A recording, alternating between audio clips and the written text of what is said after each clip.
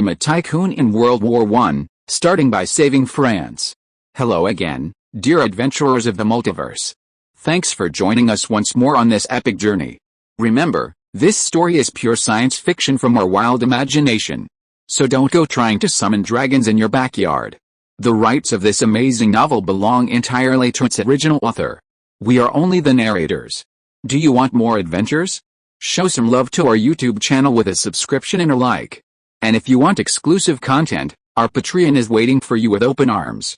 Chapter 101 I'm telling the truth. It was a clear day. The rising sun peeked out from behind narrow clouds, casting bright yet soft rays that bathed the town of Darvaz in a pale rose-colored dawn. Laurent drove smoothly into the town. Charles, sitting in the car, looked at the familiar street scenes on both sides and the neighbors waving and greeting him, and felt a strange sense of warmth. Simplicity, friendliness, tranquility, peace. Charles had become accustomed to all of this, like air that he had grown accustomed to but hadn't felt its presence or appreciated its value. However, upon returning from Antwerp, Charles realized that not everyone took such an environment for granted. The car slowly came to a stop in front of a house. Camille stood smiling and waving at Charles. Hearing the car, Joka also came out. Usually, Camille should have gone to buy groceries and Joka should have already finished breakfast and gone to the factory, but they knew Charles would be back at this time, so they were both waiting at home. Joka was taken aback when he saw Charles get out of the car, his eyes staring questioningly at Charles's cuffs. Charles understood why Joka had that expression. He must have noticed the extra gold trim on the cuff. So, Joka asked, puzzled, as Charles approached. You were gone for 2 days, and you went from second lieutenant to first lieutenant. What first lieutenant? Camille, as a woman, should have been more observant, but women are naturally less sensitive to rank and uniforms. She only saw Charles and completely missed the change in rank. Yes, father, Charles replied. They didn't know about what was happening in Belgium, and neither did anyone else. Gallieni had imposed media controls in the name of national security. Yes, national security. In Gallieni's view, media disclosures could confirm Charles's presence in Antwerp, threatening his safety. Charles's safety was France's safety, and thus, it naturally rose to the level of national security. However, now that Charles had returned safely, media controls were about to be lifted. As Charles left headquarters, Gallieni instructed him, your parents will find out about this sooner or later, so it's best if you tell them yourself. If necessary, I can explain to them by phone. Gallieni felt it was his duty. After all, the man was lost under his care, and ultimately, he was the one responsible. Although Charles was now safely back, Gallieni felt he owed Charles and his family an explanation.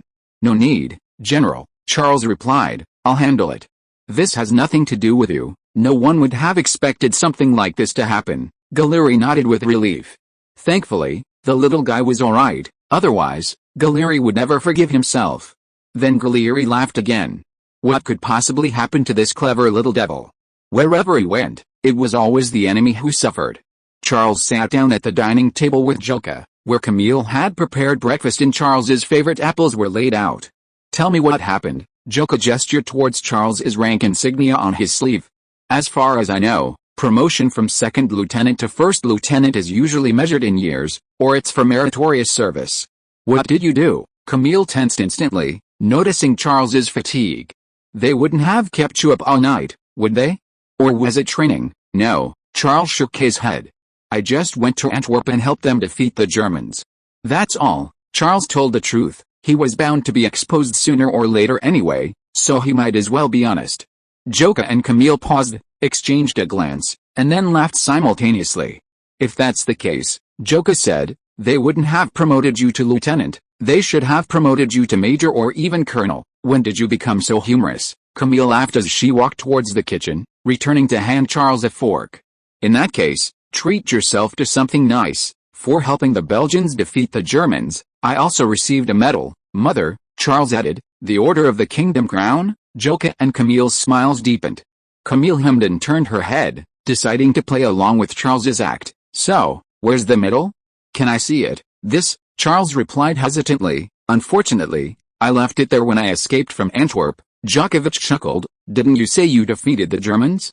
Why did you escape? Camille affectionately stroked Charles's thick, soft hair, instructing, you can't say these things outside.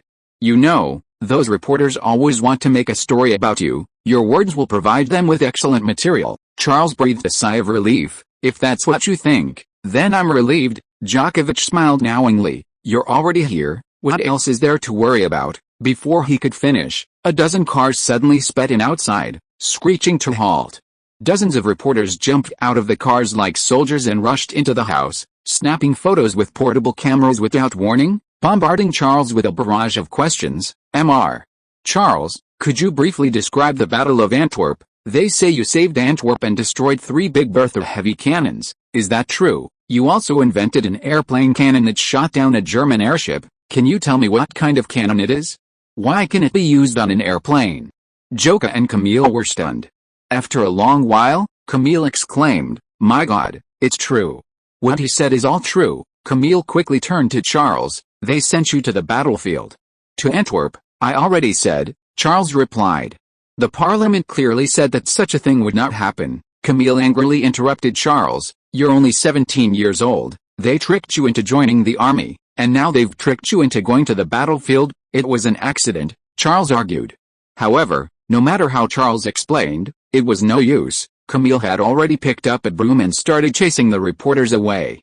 Charles took this opportunity to quickly escape upstairs, sneak into his bedroom, and close the door. Camille's voice came from downstairs. Charles, you should explain yourself. I'm tired, mother, Charles replied. Camille, already lifting her skirt and walking up the stairs, suddenly stopped upon hearing this. Djoka, following behind, urged. Charles fought for 2 days. Camille. I heard he bombed Big Bertha and shot down an airship. He barely escaped. Shouldn't we let him rest for a while? Camille hesitated, but ultimately turned back angrily and walked down the stairs. Djoka comforted her. The important thing is that Charles is here. He's back. We can't let this go. Camille interrupted Djoka. They violated the council's decision. If we don't resist, there will be a next time. The image above shows a Leica portable camera, invented in 1913, weighing over 500 grams. Chapter 102 The Brilliance of the Little Daily. After dropping Charles off at home, Laurent drove back to the factory alone, pondering whether to strengthen the defenses around Charles's house. Also, it was time to purge those anti-capitalist types from the Guard Battalion. If Colonel Durand was being used by the capitalists as a tool to persecute Charles, these men in the Guard Battalion could certainly become unstable elements. The general was no longer in command, and it seemed unnecessary to maintain the Guard Battalion's facade. Keeping these unstable elements was always a hidden danger, and they should be resolutely transferred away. Just then, a car suddenly came speeding towards them in the sunlight. Laurent swerved to the side of the road and slammed on the brakes, narrowly avoiding the collision. The car stalled, and Major Laurent was about to explode in anger when the other driver started cursing first. Watch where you're going, you idiot. Laurent turned to the side, his gaze following the departing car. He easily recognized it as Pierre of the Francis family, Charles' uncle. This guy must have spent the whole night in Paris again before coming home. Laurent immediately remembered the conscription quota Charles had recommended 2 days ago. He'd been confined for the past 2 days and hadn't had time to deal with it, almost forgetting. He hadn't expected the guy to walk right into the line of fire. Laurent raised an eyebrow, grabbed the crank, got out of the car, started it, and drove back onto the highway. Upon arriving at the factory, Laurent immediately called the conscription office. Hello, this is Major Laurent from the City Defense Command. Investigate someone. I want to know if his exemption from conscription is fake. Pierre Bernard from Lavezzi. As you know, the army is short of manpower right now, and the phenomenon of evading conscription with falsified documents is becoming increasingly serious. We plan to arrest a few typical cases. Yes, urgent. Major Laurent had been in the army for many years. He knew how to get their attention. After hanging up the phone, Major Laurent suddenly realized he didn't need to kick out the guards who hated capitalists. After all, they were his subordinates of many years, and they had listened to his propaganda and stood by his side. Their loyalty was unquestionable, just a bit slow.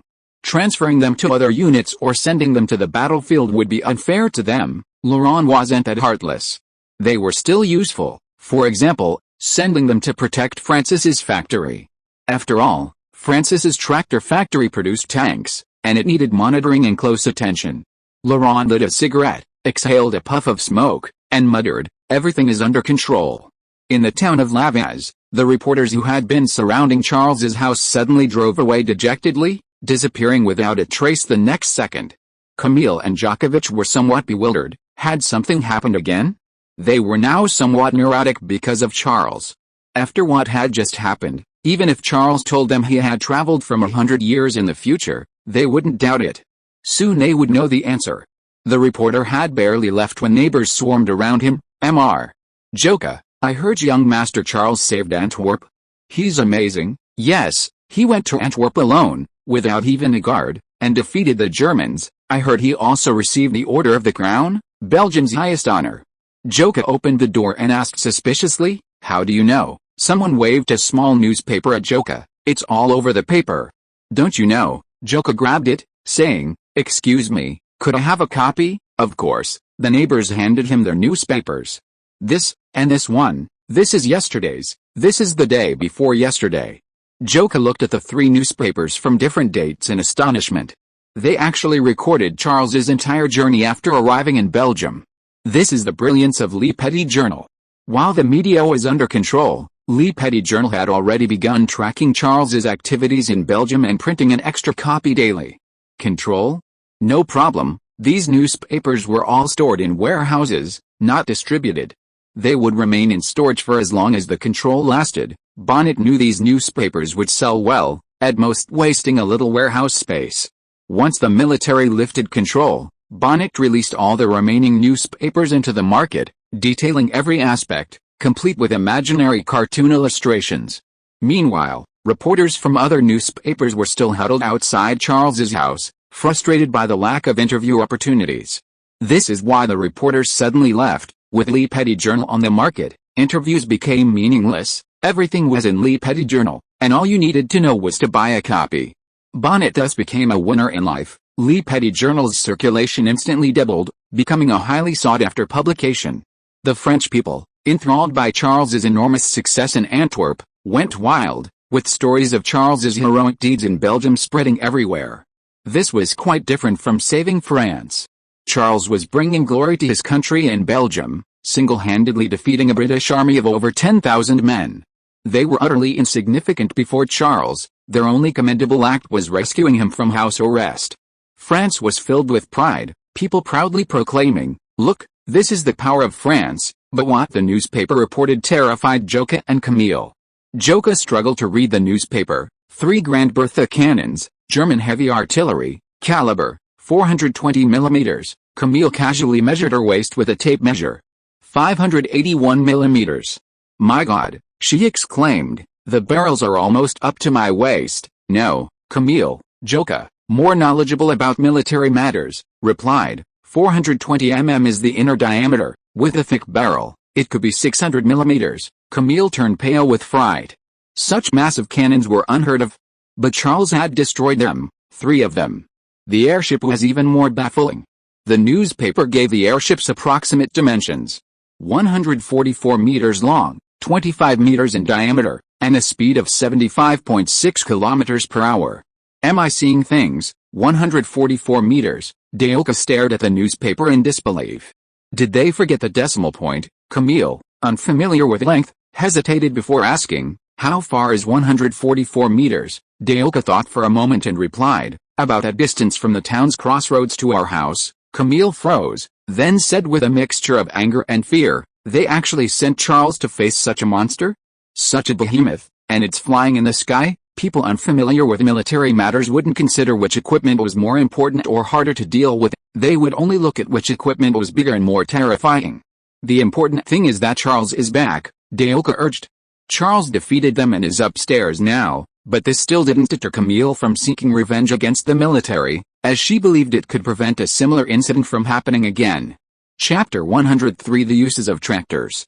However, when Camille pulled Joka aside to put his idea into action, he discovered things weren't so simple.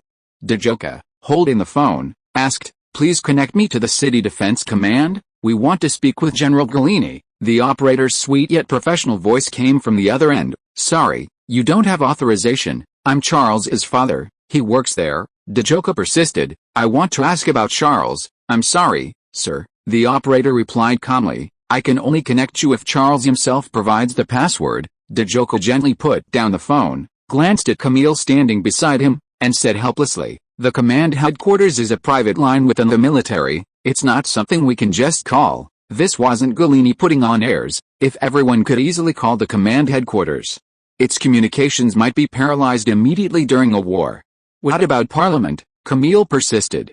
They made a decision, and they just ignore it after it's broken. Djoka shrugged.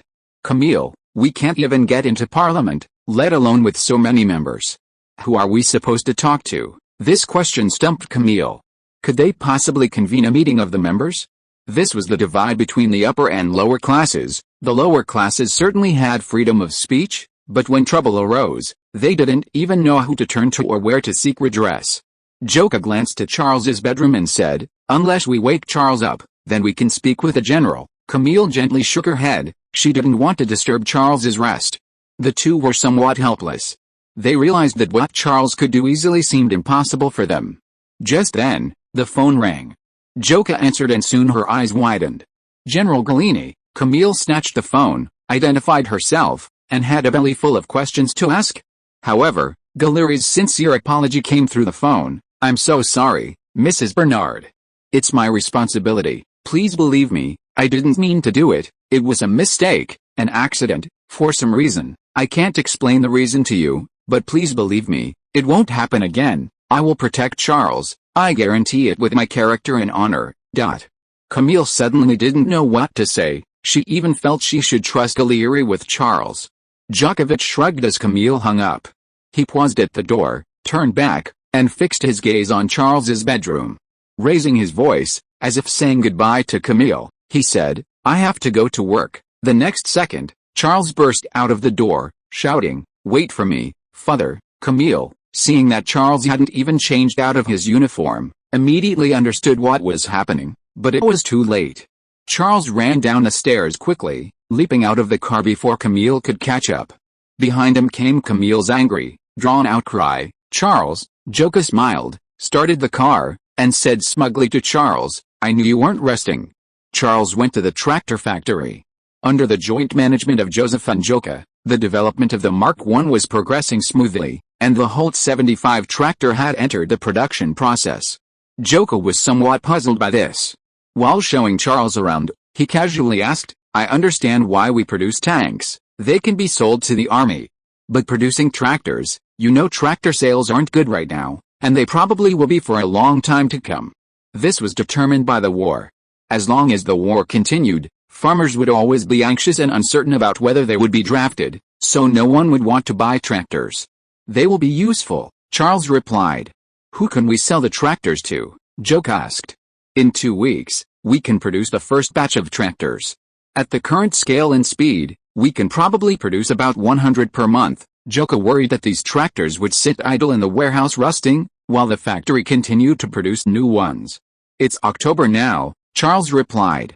"The rainy season in France is coming soon and will last until next April." Djoka looked bewildered. "What does this have to do with tractors?" "Of course it does." Charles looked at the busy workers and answered, "Rainy season, muddy ground, cannons, cannons." Djoka suddenly understood. Their clients were the military, the French army. The French army's artillery was pulled by horses. Now it might not be a problem, but if the rainy season came and the ground became muddy, it would be difficult and even dangerous to pull cannons by horses, especially uphill. Then, Djoka exclaimed, "The military might need a lot of tractors. They need to tow artillery to the front lines." "Not just artillery," Charles said calmly, "there's also supply transport. Tractors can move freely in mud, and high-powered tractors can have a trailer attached to ensure ammunition and supplies for the front lines." "That's right." Djoka's eyes widened. He looked around.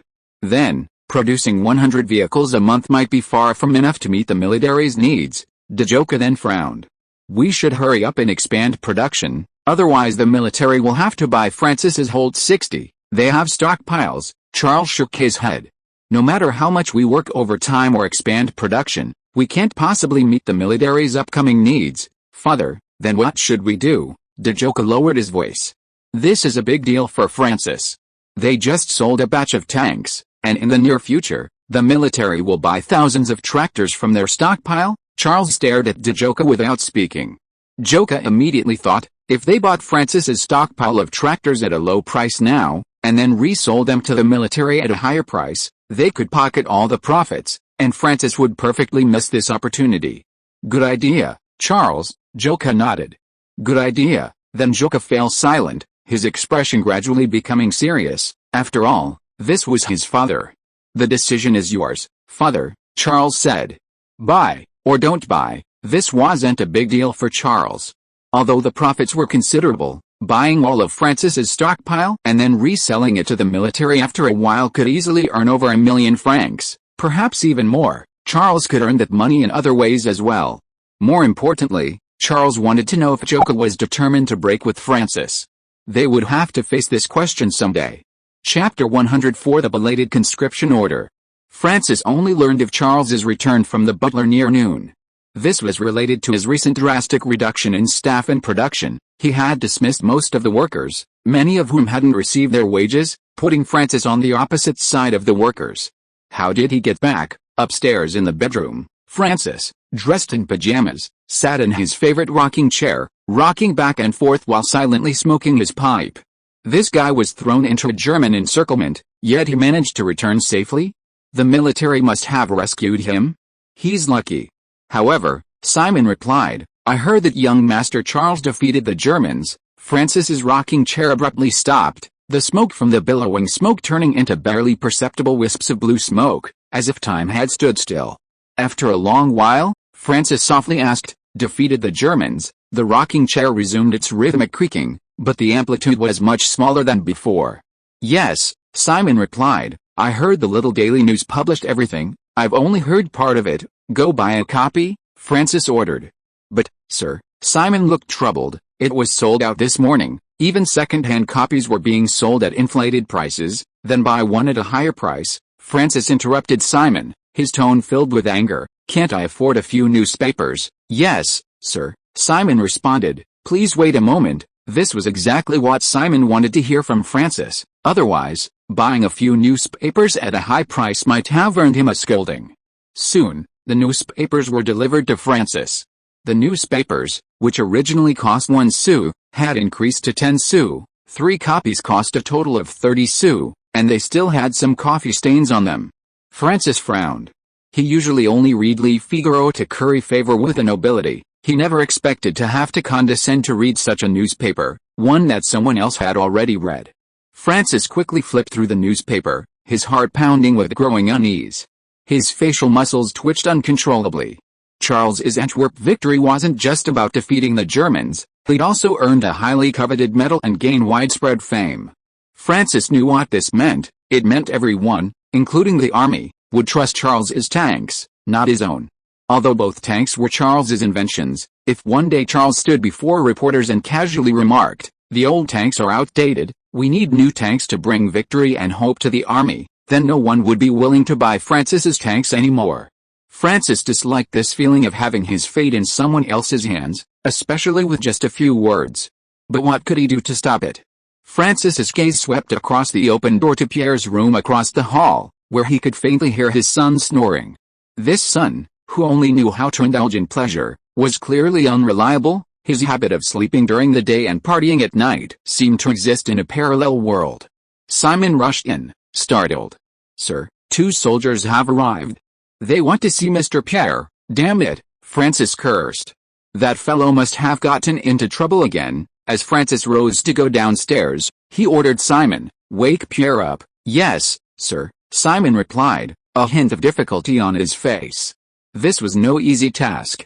Francis descended the stairs and saw 2 soldiers standing in the living room, one of whom appeared to be a second lieutenant. What is it? Francis asked expressionlessly, adopting an attitude that indicated they were not welcome.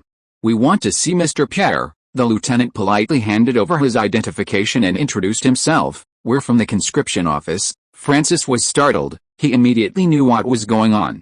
No, there must be some mistake.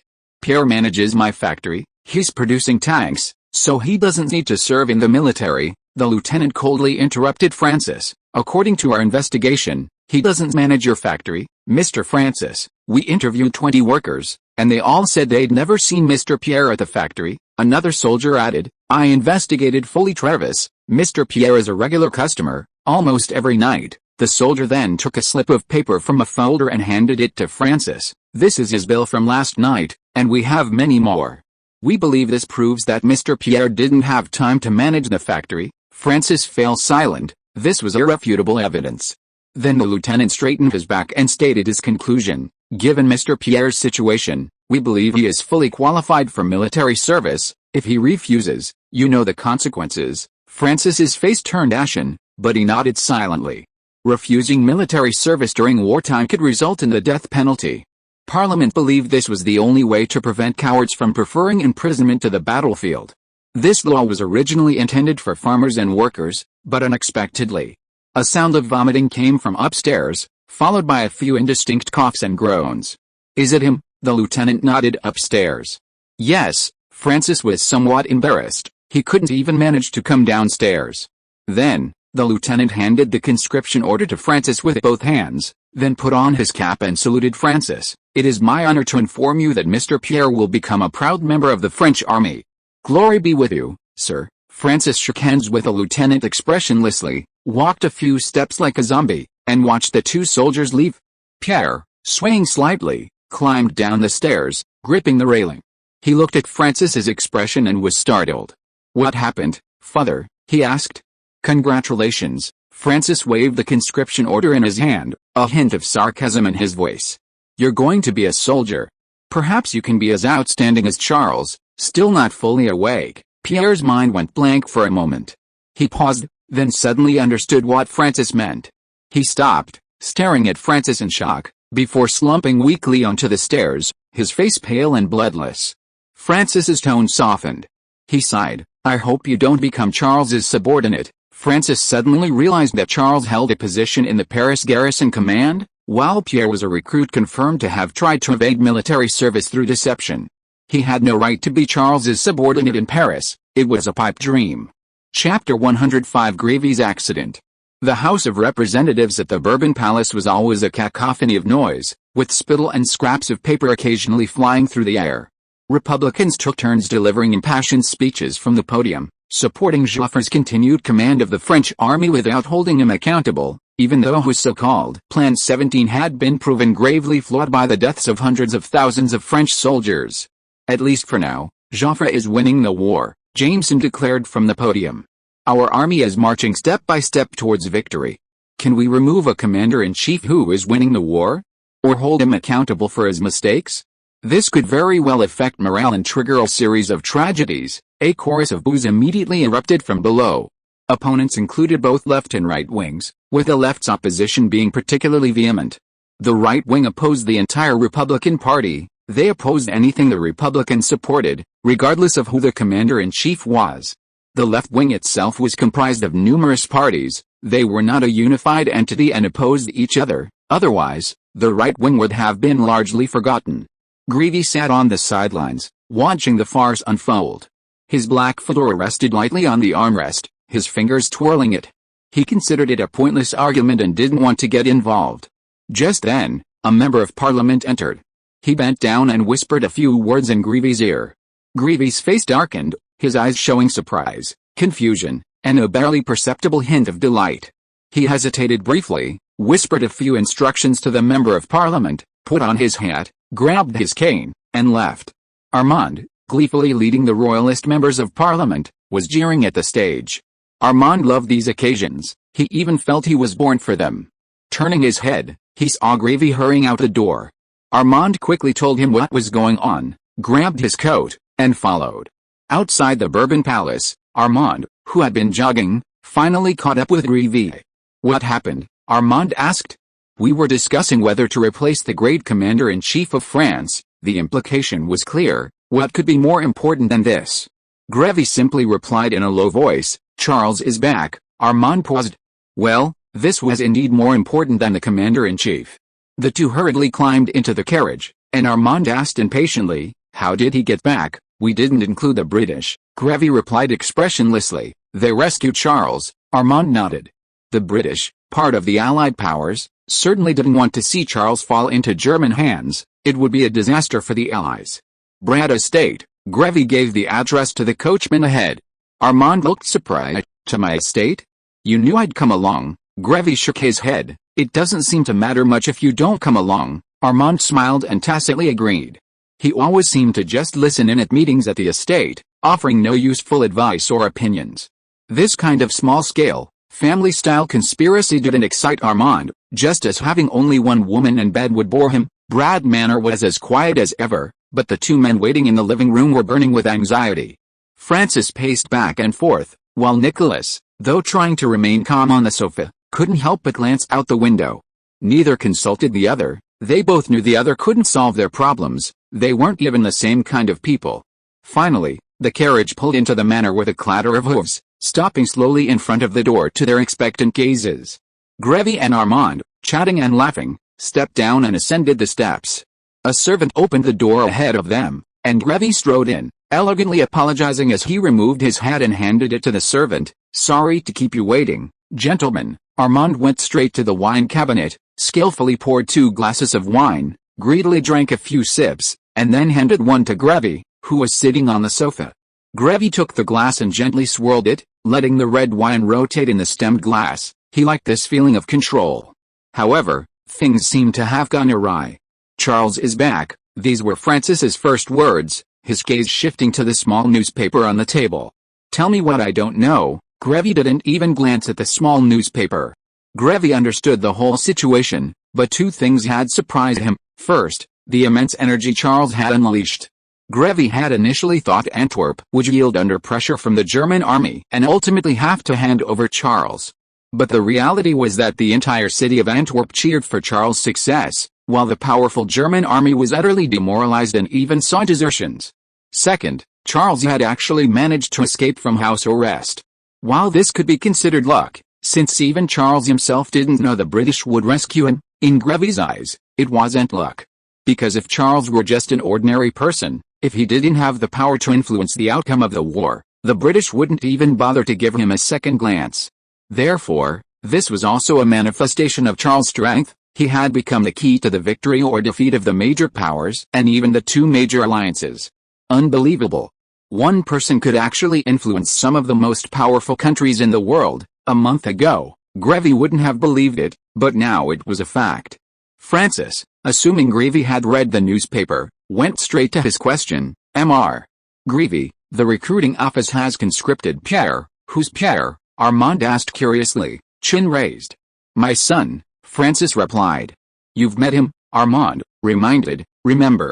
He raised his hand in recollection. When we bought the tank industry rights. Yes, that's him. Francis's face lit up with surprise.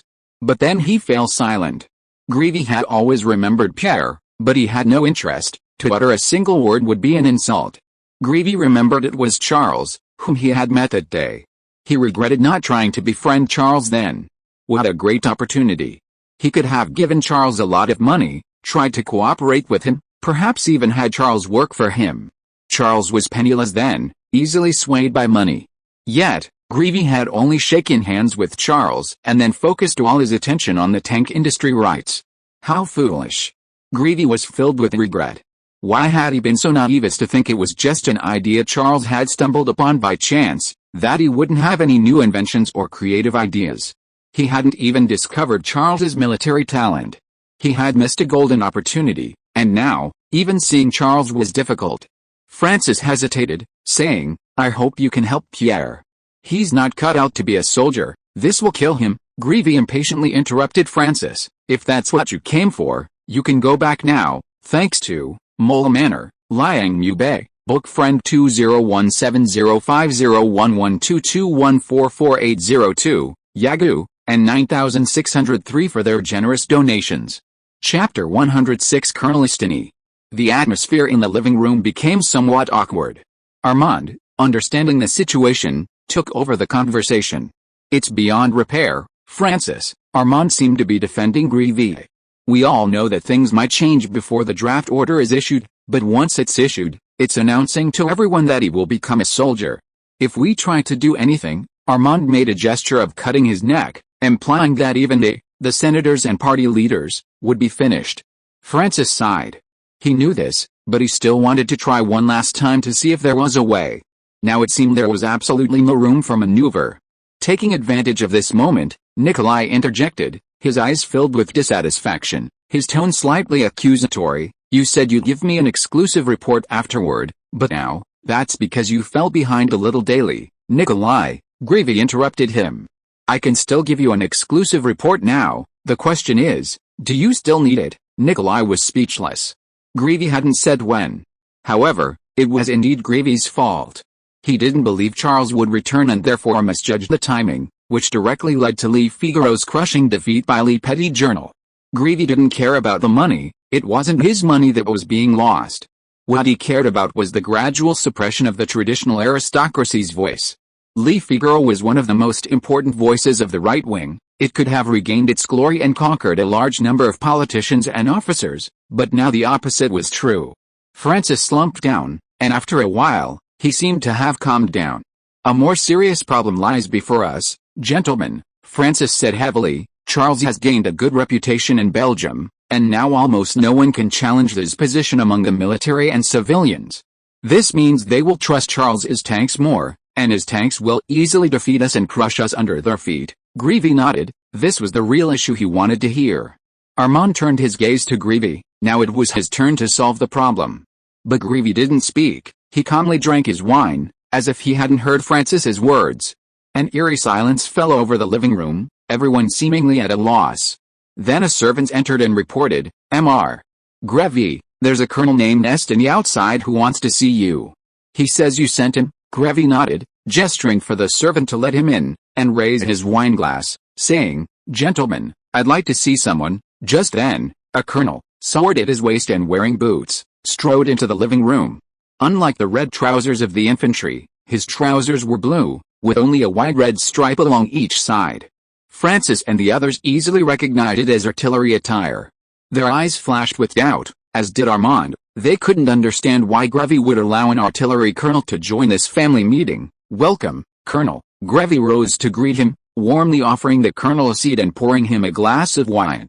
Greavy introduced everyone present to Destiny, who politely saluted each of them. Finally, Greavy turned his gaze back to Destiny and asked, Could you share your thoughts, Colonel? Of course. Colonel Destiny nodded. He pondered for a moment, then sat up straight, leaning slightly forward, and raised his glass to Francis opposite him. It's an honor to meet you, Mr. Francis. The soldiers at the front have received the tanks you produced. However, my purpose here is not to express gratitude. I believe they have considerable room for improvement, and this is also the sentiment of the soldiers at the front. At that moment, everyone understood Greavy's intention. He wanted feedback from the frontline troops. Soon, however, they realized things weren't so simple. Colonel Destiny took a document from his backpack and distributed it to them, saying, This is my concept for a new tank. Of course, it's just a prototype and has many shortcomings, but we can gradually improve it. Francis glanced at the design drawings, his eyes showing some wariness. What's the difference between it and our existing tanks? The biggest difference is in firepower, Mr. Francis. Colonel Destiny replied, We need stronger firepower. Your tanks only have machine guns, while we want to move cannons onto the tanks. Everyone nodded in agreement. A very good idea, Armand said. It will definitely surprise Charles. Everyone laughed in agreement. Doesn't Charles know about moving cannons onto tanks? Greavy hesitated. As far as I know, they don't, Francis said with certainty. At least not yet. Many workers in Charles's tractor factory came from Francis's factory. Finding a few insiders would be easy for him. Greavy nodded, took the design drawings, and looked them over. This is my goal, gentlemen, he said. We cannot be complacent. We need to progress. Only in this way can we maintain our advantage. Competition is brutal, realistic, and urgent. We cannot sit and wait to be defeated by the enemy. Francis and Colonel Destiny nodded in agreement, but Nikolai and Armand's expressions were somewhat strange. Greavy had always opposed such competition, considering it pointless internal friction. He believed that excellent products would ultimately emerge from production, not from the self-destruction of capitalists. Only Greavy himself knew that it was because before Charles existed that he was unwilling to participate in such low-level battles. Now he had no choice. If he couldn't defeat Charles, he had to face Charles' tanks head-on. Colonel Destiny discussed with a group for over an hour. Grevy expressed his support for him and his intention to bring the new tank to fruition, even offering to purchase the intellectual property rights, provided, of course, that it was sufficiently mature. "What do you think?" Armand asked with interest, gazing out the window at Estienne's departing figure. "Can he defeat Charles?" "I'm not sure," Grevy replied, his eyes fixed on the blueprints on the table. "But it's at least better than the tanks we have, which shows we're making progress." Armand nodded slightly. This was undeniable.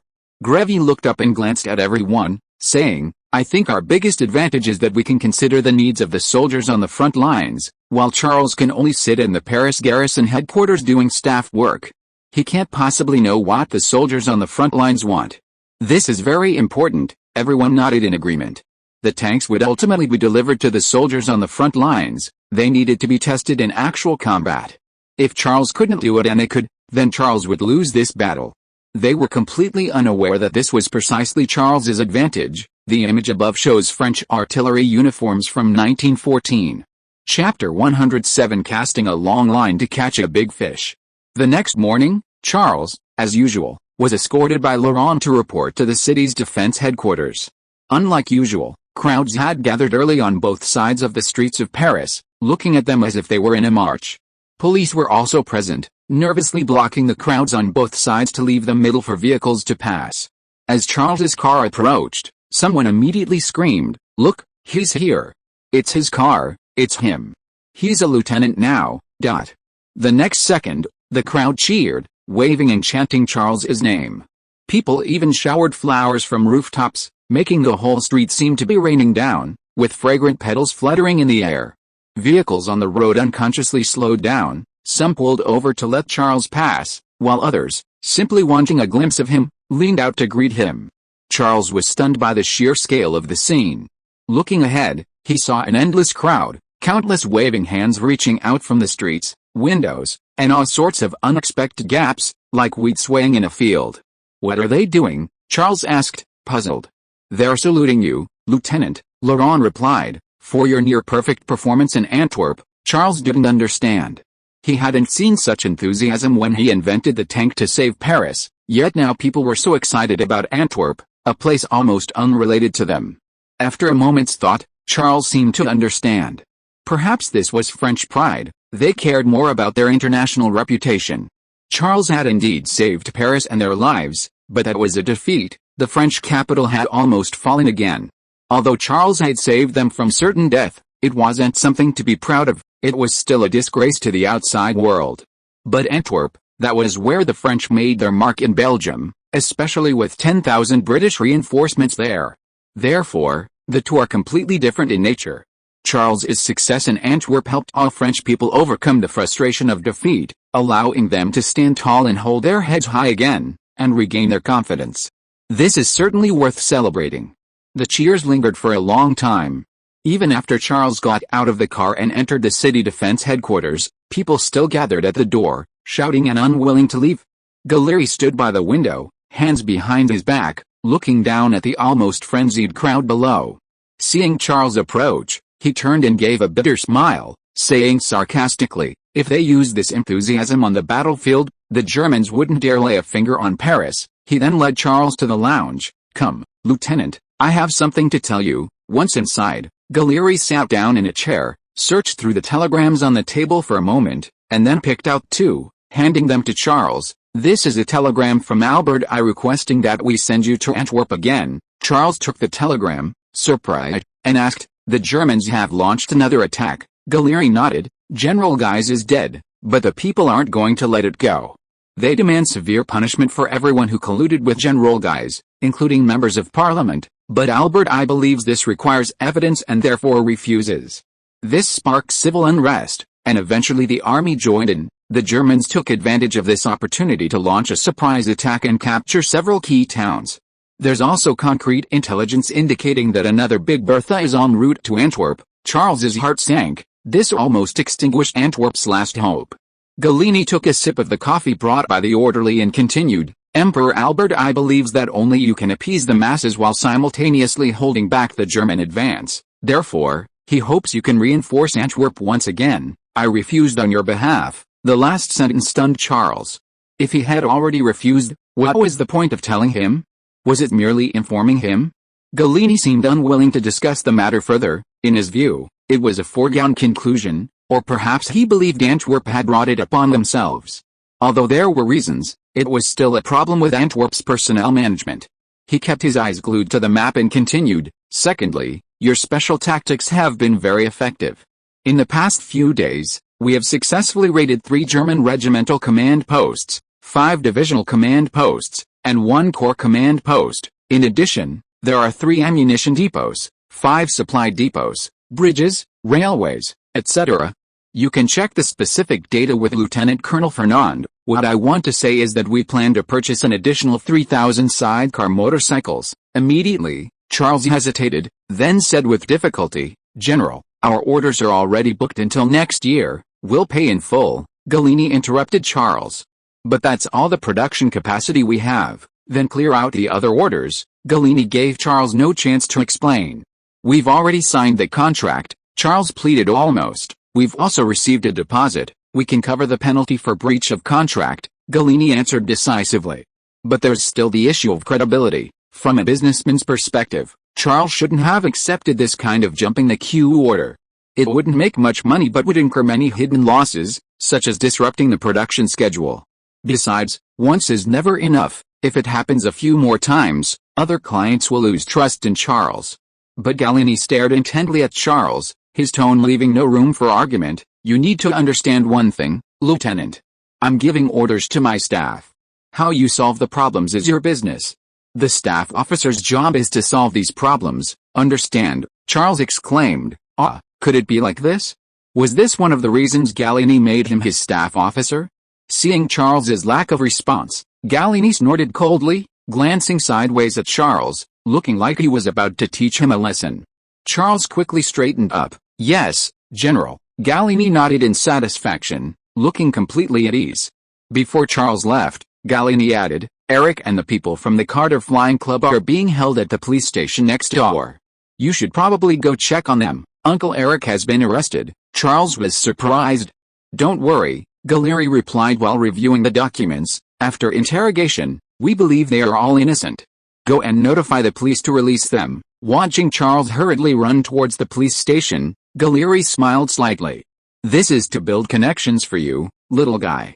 I'll play the bad guy, you play the good guy. This way, after buying the aircraft manufacturing plant, your affairs will go much more smoothly." However, Galini smiled smugly. "This is a win-win situation.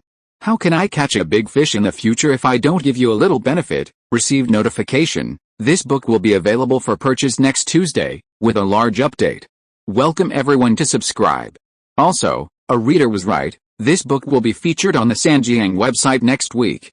It's quite unexpected to receive this honor. Thank you all for your support. I'm currently working hard to save up chapters. Chapter 108. The Down on His Luck pilot. The police station was right next to the headquarters. Charles was just a few steps away.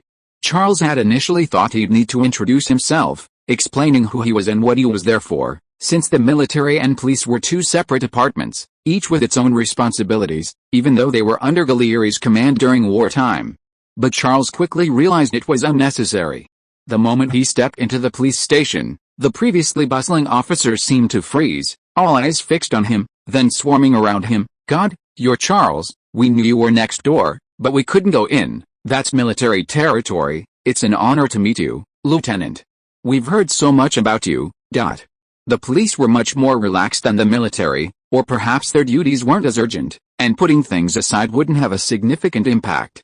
So, they lined up to shake Charles's hand. Charles's hands were getting tired, and he finally managed to speak. "I'm here to see Eric." "Eric?" The police looked bewildered. "The pilot," Charles explained, "the pilot who flew me to Antwerp." The policeman immediately reacted, chattering back, "The one who's always asking for alcohol. He treats the police station like his home, committing crimes like this and still wanting to drink. Don't worry, Lieutenant, we'll keep an eye on him until he confesses to all his crimes and whoever was behind it." Charles wondered if these guys would torture Eric. Fortunately, that didn't happen. This was related to Galini, who ordered the police to interrogate him using normal procedures. Galini actually knew these men were innocent. He had ulterior motives for arresting them. Eric was held alone in a detention cell, curled up in a corner, fast asleep. The police opened the iron gate, and Charles went up to wake Eric. Eric groggily opened his eyes, saw Charles, and sat up abruptly. "Hey, little guy, you're finally here. They said I kidnapped you." "It's all right, Uncle Eric," Charles said apologetically. "I've explained everything to them. I didn't know they were locking you up here," Eric stammered twice.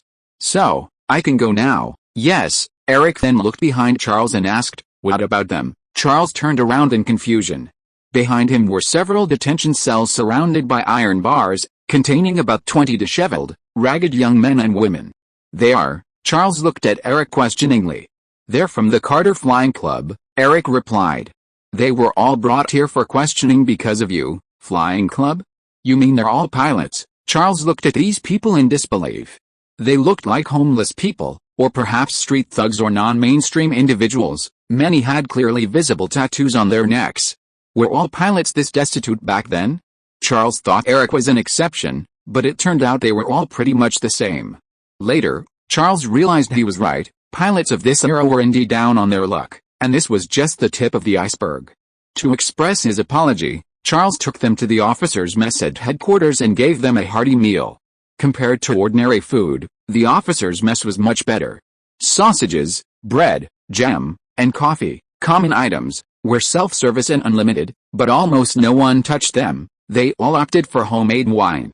Most importantly, there was stewed beef with white beans, which was a welcome improvement for ordinary soldiers, but it was served almost every day.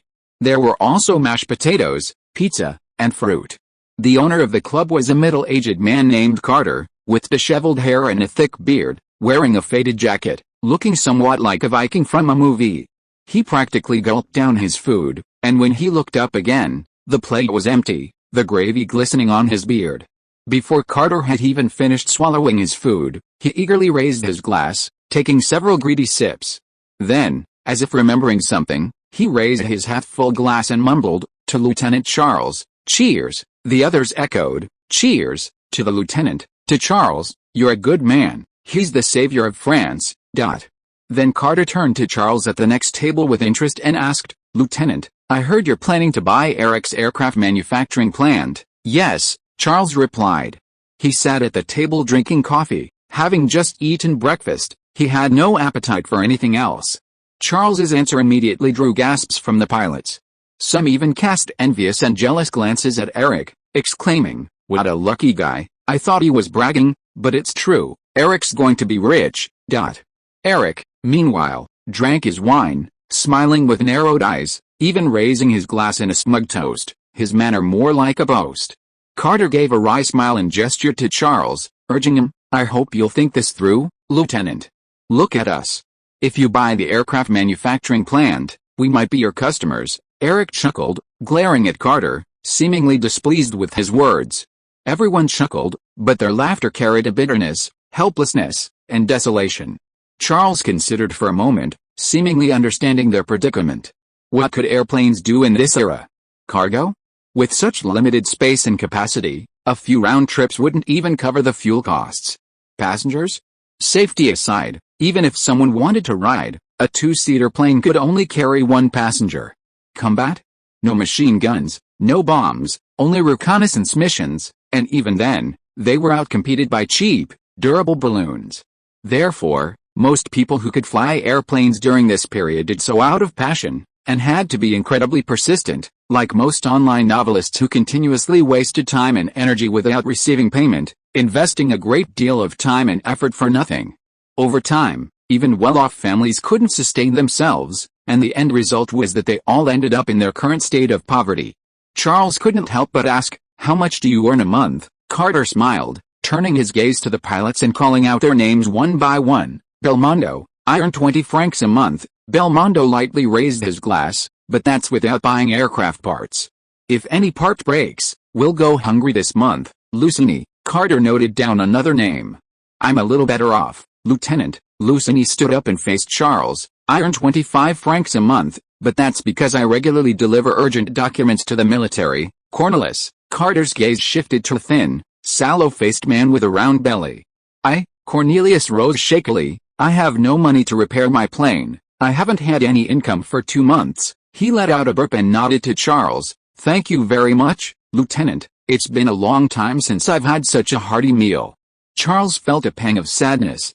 These pilots, hailed as the pride of heaven and admired by thousands in modern times, were reduced to such poverty because of the underdeveloped state of aviation. Just as Charles was lamenting the cruel twist of fate, a communications soldier approached him and reported, "Lieutenant, the General requests your presence, thanks to the generous donation from many heroes of the Northern Ocean." Thank you. If you are listening to this novel on a channel other than Fanfic World, it means it was downloaded and re-uploaded without effort. We warmly invite you to visit our channel, Fanfic World. There you will find the original version of this story and many other novels of various genres. We look forward to seeing you dive into a world of incredible novels. Chapter 109 Demand determines the market. In the operations office, Gallieni, rapidly signing supply orders, asked Charles, "Well, decided what?" Charles was bewildered. He remembered Gallieni hadn't asked him to do anything. After signing a few more documents, Gallieni simply tossed him aside and walked sternly towards the break room. Charles followed him obediently. As soon as the door closed, Gallieni launched into a tirade. "Lieutenant, do you think releasing those pilots really requires you? Do you think I arrested those pilots because of you? Do you think I don't know those pilots are innocent?" Charles was completely confused. He still didn't understand what Gallieni was trying to say. Downstairs in the officers' mess, after Charles was called away, Carter, his eyes darting around, picked up a plate of freshly filled food and sat down next to Eric. "Eric," Carter whispered, "is it true that you saved Charles?" "Of course," Eric replied smugly. "You have no idea how dangerous it was. Enemy guards were right behind my plane. If I had been a little slower, they would have climbed up." Immediately, others crowded around and asked, "Did the guards fire?" Of course they did." Eric's voice was a little stiff. "I even heard machine gun fire, rat-a-tat-tat, bullets flying over my head." Then Eric clenched his fist. "But of course I couldn't let Charles be in danger. He's the savior of France." The others excitedly agreed. "Yes, you did the right thing. Charles also saved Antwerp. It's hard to imagine the Belgians handing him over to the Germans." Most people consider this a Belgian problem. After all, it was indeed an internal Belgian conflict, but Charles became the victim, so Belgium naturally became the party that repaid kindness with enmity and returned good for evil. They even fired. Eric exaggerated. The shells exploded right in front of the plane. Smoke everywhere. Carter quickly steered the conversation back on track. "Wait, Eric, I just want to know, since you saved Charles, can we use his connections to get more military assignments? I mean long-term, stable ones." This suggestion immediately drew a chorus of agreement from the pilots. Even those still busy eating nearby gathered around. "Great idea. That way we'll have work. Charles can definitely do it. As long as he talks to the general, maybe we can even get a few big orders." After all, it concerned the pilots' survival, and they all looked at Eric with expectant eyes. Eric was embarrassed. Only he knew that the so-called saving Charles was just boasting. Flying Charles back was his duty, and he hadn't encountered any danger. The truth was that Charles had saved him, and Charles had agreed to buy his aircraft manufacturing plant, which was practically a chance for him to be reborn. Now he was being asked to negotiate with Charles? "This," Eric said hesitantly, "you know, military matters aren't decided by Charles alone. He's just a lieutenant." "But his lieutenant status is different," Carter objected. "He's the savior of France," the others echoed. Eric refused. "Then he should be even more impartial and selfless. I mean, this will put Charles in a difficult position. It's just a matter of a word." Carter persisted. "It's legal and procedural. We'll do our job well." The other pilots also expressed their determination. "Yes, we'll do our job well and won't put Lieutenant Charles in a difficult position. If we don't do a good job, we'll quit. If anyone slacks off, we'll beat them up and fire them." Gallieri's lounge. Sitting in his chair, Gallieni looked at Charles with a disappointed expression. "Pilots, flying clubs, and the airplane cannons you invented in Antwerp, didn't you think of anything?" Charles suddenly realized. "General, you mean to incorporate these pilots into the troops?" Gallieni nodded slightly, thoughtfully saying, "Before this, we didn't require many pilots.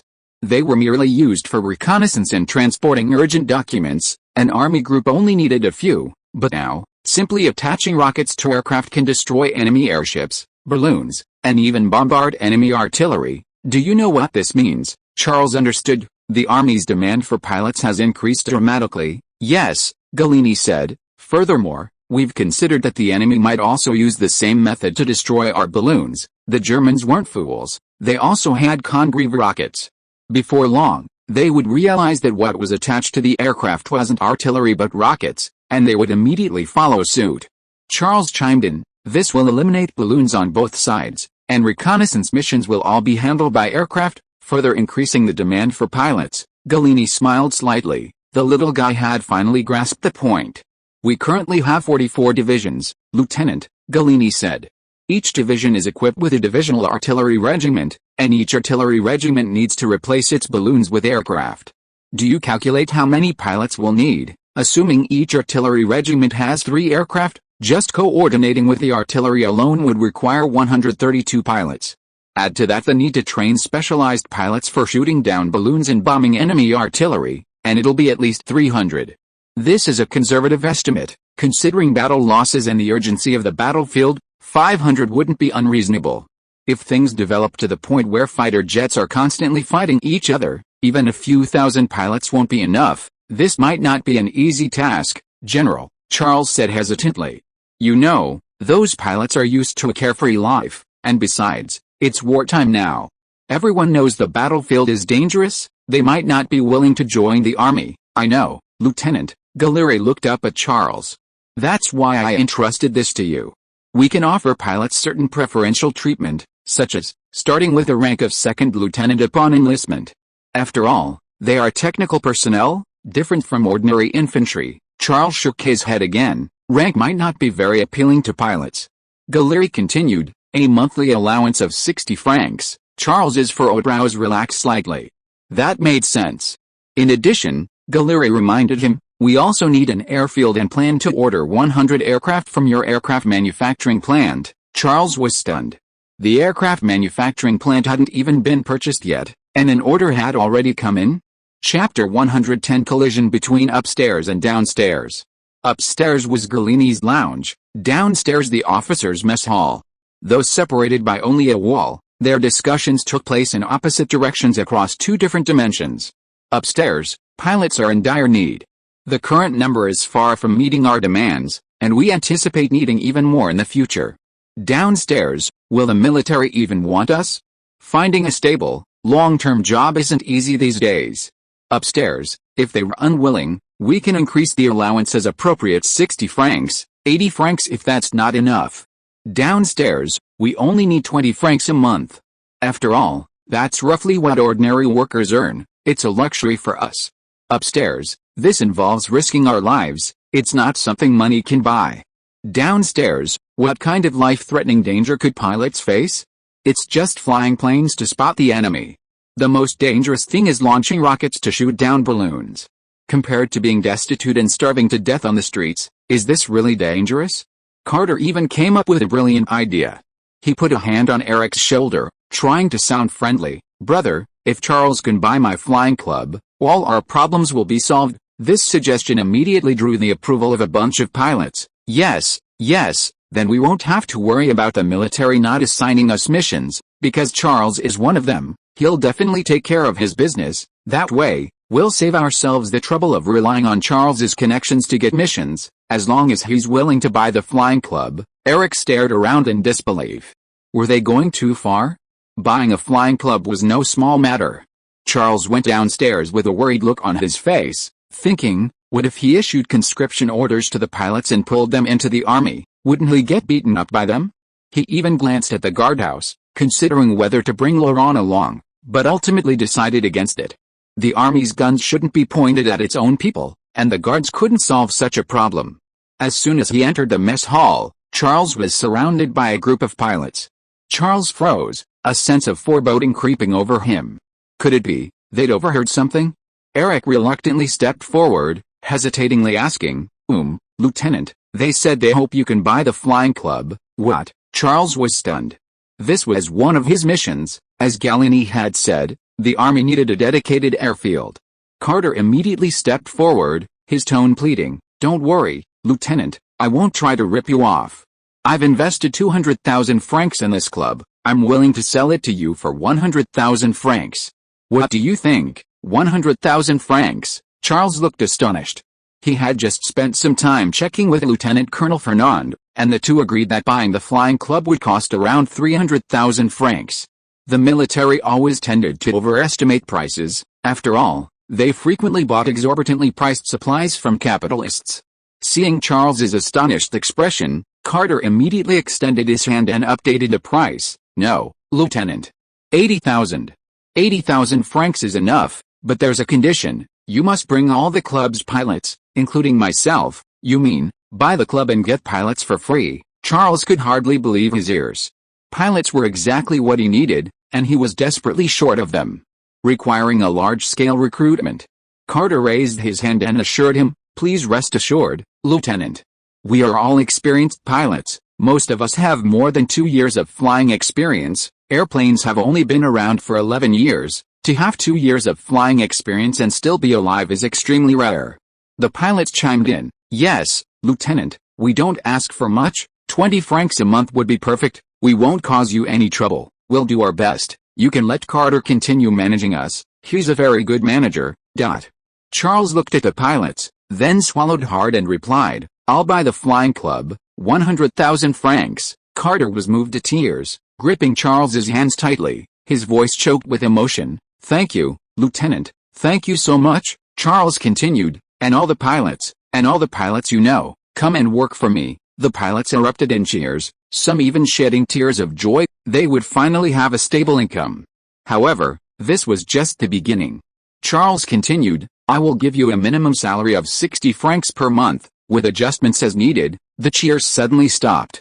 They couldn't believe what they were hearing, and it took them a while to react. "Did I hear that right? 60 francs a month, 3 times what we asked for, adjustments as needed?"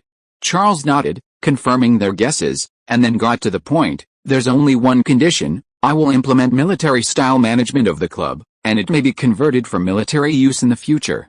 You may become soldiers, pilots. Is that all right?" Charles immediately received a barrage of affirmative replies. "No problem, of course, no problem. My God, 60 francs a month, that's insane. Nobody would refuse that." Charles was somewhat surprised by the pilots' reaction. However, Charles believed that this was because most pilots were unhappy with their lives. They had had enough of the harsh realities of society and couldn't refuse a high salary of 60 francs a month. Another reason was that they simply didn't realize how dangerous it would be for them to become pilots. They still thought a pilot's job was just delivering documents or looking around with binoculars. Wasn't that a kind of deception? Charles looked at the excited pilots and thought that perhaps for them, being able to survive and continue soaring through the air was the perfect life. So, this wasn't deception, but helping them realize their dreams. If there are no problems, Charles made up his mind, then let's prepare to sign the contracts. "I'm signing you all." The pilots cheered and gratefully stepped forward to shake Charles's hand, as if Charles were their savior. Chapter 111: The Capitalists' Price War. The image above is a map of Paris's administrative districts. Paris typically experiences southwest winds, so the wealthier areas are the southwest arrondissements of 7th, 8th, 15th, and 16th arrondissements, with the 16th arrondissement being particularly popular due to its clean air. The poor are relegated to the northeast arrondissements, particularly 18th, 19th, and 20th, where air pollution and smog are concentrated, resulting in lower housing and living costs. Eric's aircraft factory was located in the 20th arrondissement. This arrondissement was considered a poor area, and Eric believed that locating the factory there would allow him to hire low-cost workers. However, the reality was that if he couldn't sell a single aircraft, he couldn't afford even the cheapest workers. When Charles went to the factory to sign the contract, he brought along Jorka. Charles's money was with Jorka, and he needed him to make payments, otherwise, Charles couldn't afford anything. Jorka happened to be at the city hall near headquarters applying for industrial ownership of the rockets. The Congreve rockets had nothing to do with Charles, nor did the aircraft, but launching the rockets onto an aircraft to shoot down balloons would then be relevant to Charles. From an industrial property law perspective, if the Allied powers wanted to use this method on the battlefield, they had to pay Charles a property fee, which was one of Charles's important sources of income. Charles called home and learned Jorka's location from Camille, and immediately sent someone to the city hall to have Jorka drive over with his checkbook. When Jorka learned that Charles was going to spend hundreds of thousands of francs to buy an aircraft manufacturing plant and flying club, He was so surprised that he could have stuffed an apple in his mouth. Have you thought it through? Are you really going to buy the aircraft manufacturing plant for 400,000 francs? On the way to the factory, Jorka asked anxiously, ignoring Eric sitting in the back seat. Yes, father, Charles answered firmly, as long as it can produce airplanes. Eric was moved. Everyone knew that running an aircraft manufacturing plant was difficult, but this little guy was still insisting on his promise, even knowing that he would lose money. He didn't know that Charles had already received an order from the military and was eager to get the plant into production. The scene they saw when they arrived at the factory surprised Charles and Jorka. The factory was well protected, and even the machines were brand new and rust-free. It can produce about 50 planes a month, Eric explained. As soon as we hire workers, we can start production immediately. Djokovic was somewhat skeptical. He asked Eric, I heard your factory hasn't sold many planes and even owes the bank a lot of money. Why is the factory so well maintained? Eric replied somewhat awkwardly, that's because I've always wanted to sell it. I know no one wants to buy a bunch of junk, so whenever I have time, I maintain it. A few months ago, I even took out a loan to buy a Grom rotary engine production line, which gave the factory the ability to produce the Avroplane. The price was that I became homeless. Charles was a little confused. Uncle Eric, you knew there was no market for airplanes, so why did you do it? Eric smiled helplessly. Lieutenant, do you know the psychology of gamblers? They always want to win back their losses in the last round, so they keep putting money on the table. I guess I'm a gambler, but I'm gambling with the factory instead of on the table. Charles nodded in understanding. Some businessmen do indeed have this mentality. They think, since they already owe the bank so much money and can't possibly repay it, why not take another gamble? Maybe they can turn their fortunes around. Eric gambled on the Avro because he knew it was an excellent aircraft with low production costs. However, in the end, he lost miserably due to lack of market demand. If he had just persevered a little longer, 10 days, 20 days, at most a month, he would have seen the rise of the aircraft industry, and then he would have truly become rich, with orders pouring in. But at this turning point, he planned to sell almost his entire life's work and hope for a mere 400,000 francs, yet he remained deeply grateful to Charles. This made Charles feel somewhat guilty. However, Charles quickly dismissed this pointless guilt. He understood that's how business is, and knowing the future is crucial to seizing opportunities. Eric didn't know that he would eventually sell the aircraft manufacturing plant or have it seized by the bank. Just then, a man in a suit and tie, carrying a black briefcase, appeared at the door. He knocked and immediately fixed his gaze on Eric, saying, "Mr. Eric, I'm from the Bank of France." Eric asked suspiciously, "Here to seize the factory? I'll have the money to pay you back soon." "No." The man in the suit glanced at Djokovic and Charles, then stepped forward and took a document from his briefcase, handing it to Eric. He said, "We intend to acquire your factory. Are you interested?" Eric took the document, flipped through it, and then looked at the man in the suit in surprise. 450,000 francs? You intend to acquire the factory for 450,000 francs? Yes, the man in the suit nodded. Deducting the 350,000 francs you owe the bank, you'll still receive 100,000 francs. As he spoke, the man in the suit even took out a contract, pulled a pen from his jacket pocket, and handed it to Eric, saying, "If there are no problems, please sign here." Charles suddenly understood why Gallieri had discussed those matters with him in the lounge. For capitalists, the military holds no secrets, not even those at command. Capitalists are quick to grasp the military's needs, which they see as business opportunities. Now, the capitalists know the military needs aircraft, a large number of them. They even know that Charles acquired Eric's aircraft manufacturing plant for 400,000 francs, so they've offered 450,000 francs to snatch the plant from Charles. Joka looked at Charles in shock, seemingly asking if they should raise the price further. Charles shook his head slightly. If they raised the price, the bank would immediately raise it again. They couldn't compete with a bank, it was the Bank of France. Charles nodded to Eric, saying, "That's normal, Uncle Eric. You should accept the money, congratulations." He then turned to leave with Joka. Before he could take more than a few steps, Eric called out to him, "Wait, kid." Eric handed the contract and documents back to the man in the suit. "I'm sorry, sir, you're too late. The factory has already been sold. If you want to buy it, you should contact its rightful owner." Eric winked at Charles. The man in the suit was confused. He had clearly arrived just in time and offered 50. 000 francs more, yet he had been refused. "Are you not satisfied with the price?" the man in the suit asked. "We can talk some more." "No, sir," Eric interrupted him. "Like I said, I've already sold it." Afterwards, Eric told Charles, "This isn't for you, kid. I just don't want to work with capitalists. They definitely have ulterior motives." But Charles knew that Eric was actually keeping his promise. He felt that Charles had helped him in his most difficult time, and he couldn't betray Charles at the last minute. No wonder he couldn't become a successful businessman. However, as a capitalist, Charles desperately needed an assistant and partner like Eric. Chapter 112. Galini's money is not easy to earn. Carter's flying club was in the 10th arrondissement. The Gare de l'Est in Paris was in this district, and Carter believed that airplanes, like trains, were modes of transportation, and that a flying club located there could potentially attract more business. The reality was that many people only knew of airplanes. They might exclaim in surprise when they saw one flying, "Look, there's a big kite." However, to get them to spend money on a flight, they'd rather ride a horse. After the bankers appeared at Eric's aircraft factory, Joka immediately realized that Charles was likely right. If there was no business opportunity in the aircraft factory, the bank wouldn't be willing to pay a premium to acquire it. Therefore, Joka was somewhat worried that the flying club would be in the same situation. "We have to hurry," Joka said. "The bankers are probably already negotiating prices with them at the flying club, and that Carter, hopefully he'll be as determined as Eric is with you." Joka floored the accelerator, wishing he could treat the car like an airplane and drive straight to the flying club. But Charles wasn't worried at all. He reassured Joka, "Don't worry, father.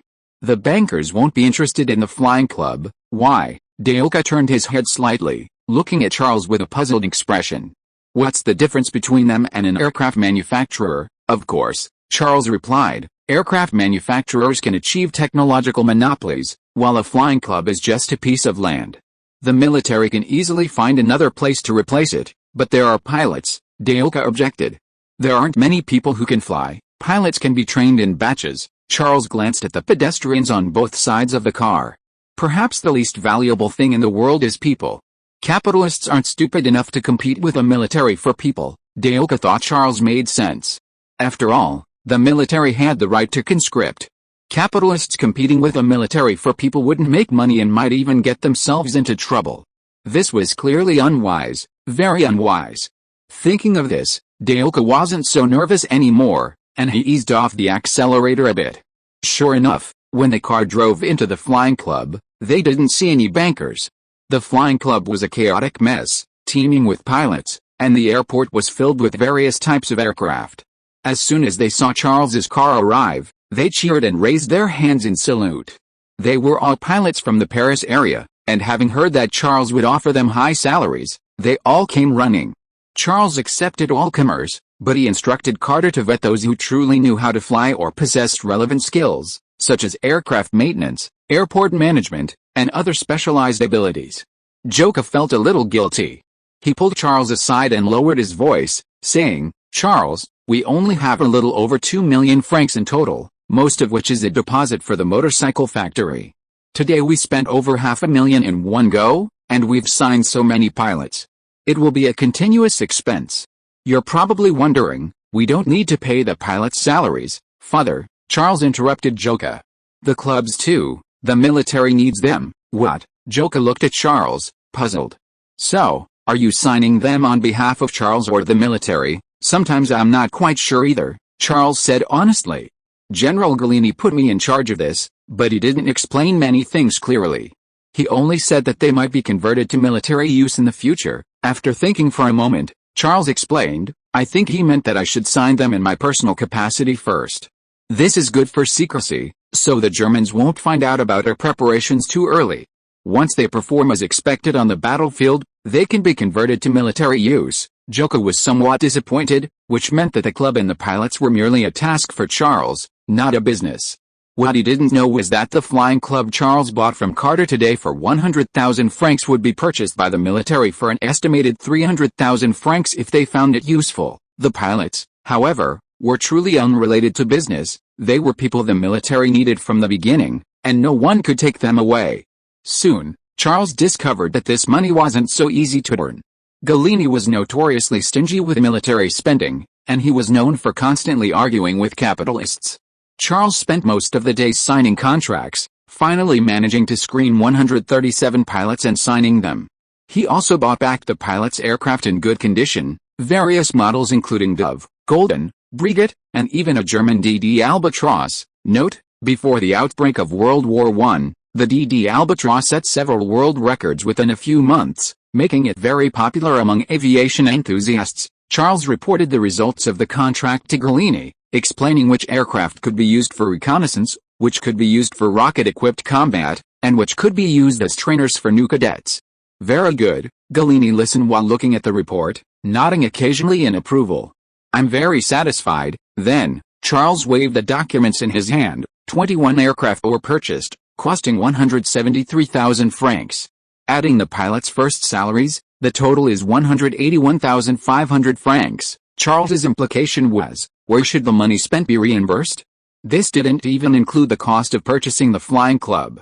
Was he going to return the original 100,000 francs now, or would he buy it back for 300,000 francs later? He needed an explanation. Unexpectedly, Gallieni replied nonchalantly, "You know, Lieutenant, the military recently purchased a batch of tanks and a large number of sidecar motorcycles, plus recruited many new soldiers.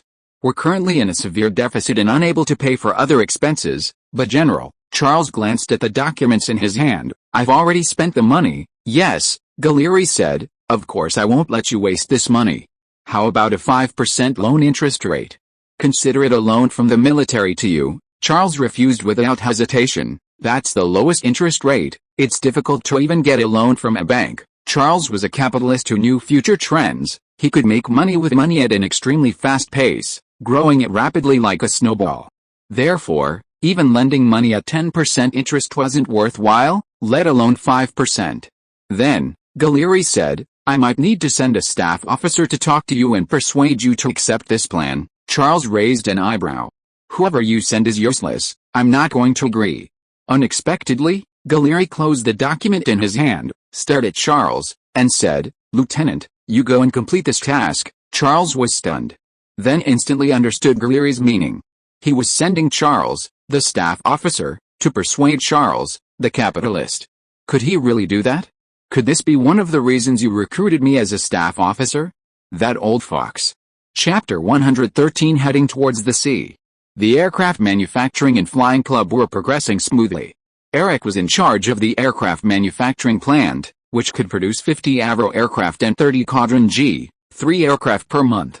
The latter was designed by the Caudron Company, run by the French Caudron brothers, who had opened up industrial property rights, allowing any aircraft manufacturer to produce it without authorization. This made it well suited for reconnaissance and primary training aircraft. Note, its cost was approximately 4,000 francs, less than half that of the Avro. Carter was responsible for organizing the integration of the club's pilots. He wanted to divide the pilots into several groups during training, ground crew, instructors, reconnaissance, etc., with the best pilots directly participating in air combat. They had been doing these things before, so as long as Charles gave them a general direction, they could proceed well according to Charles's instructions. The only problem was, Eric needed alcohol, and Carter needed an accountant. That day, Charles, as a staff officer, was assisting Lieutenant Colonel Fernand in organizing intelligence as usual. One of the staff officer's tasks was to integrate fragmented intelligence from the front lines so that the commander could clearly and accurately understand the battle situation in the shortest possible time. However, Charles noticed something unusual in the intelligence. He approached Gallieni with a puzzled look and said, "General, I think there might be a problem with these front lines." "What problem?" Gallieni asked casually, sipping coffee and flipping through the small newspaper. The recent success of the war had given him some free time. Charles reported, "General Joffre's intelligence has consistently reported the war is progressing smoothly, the enemy is in full retreat, and our victories are becoming increasingly grand and glorious.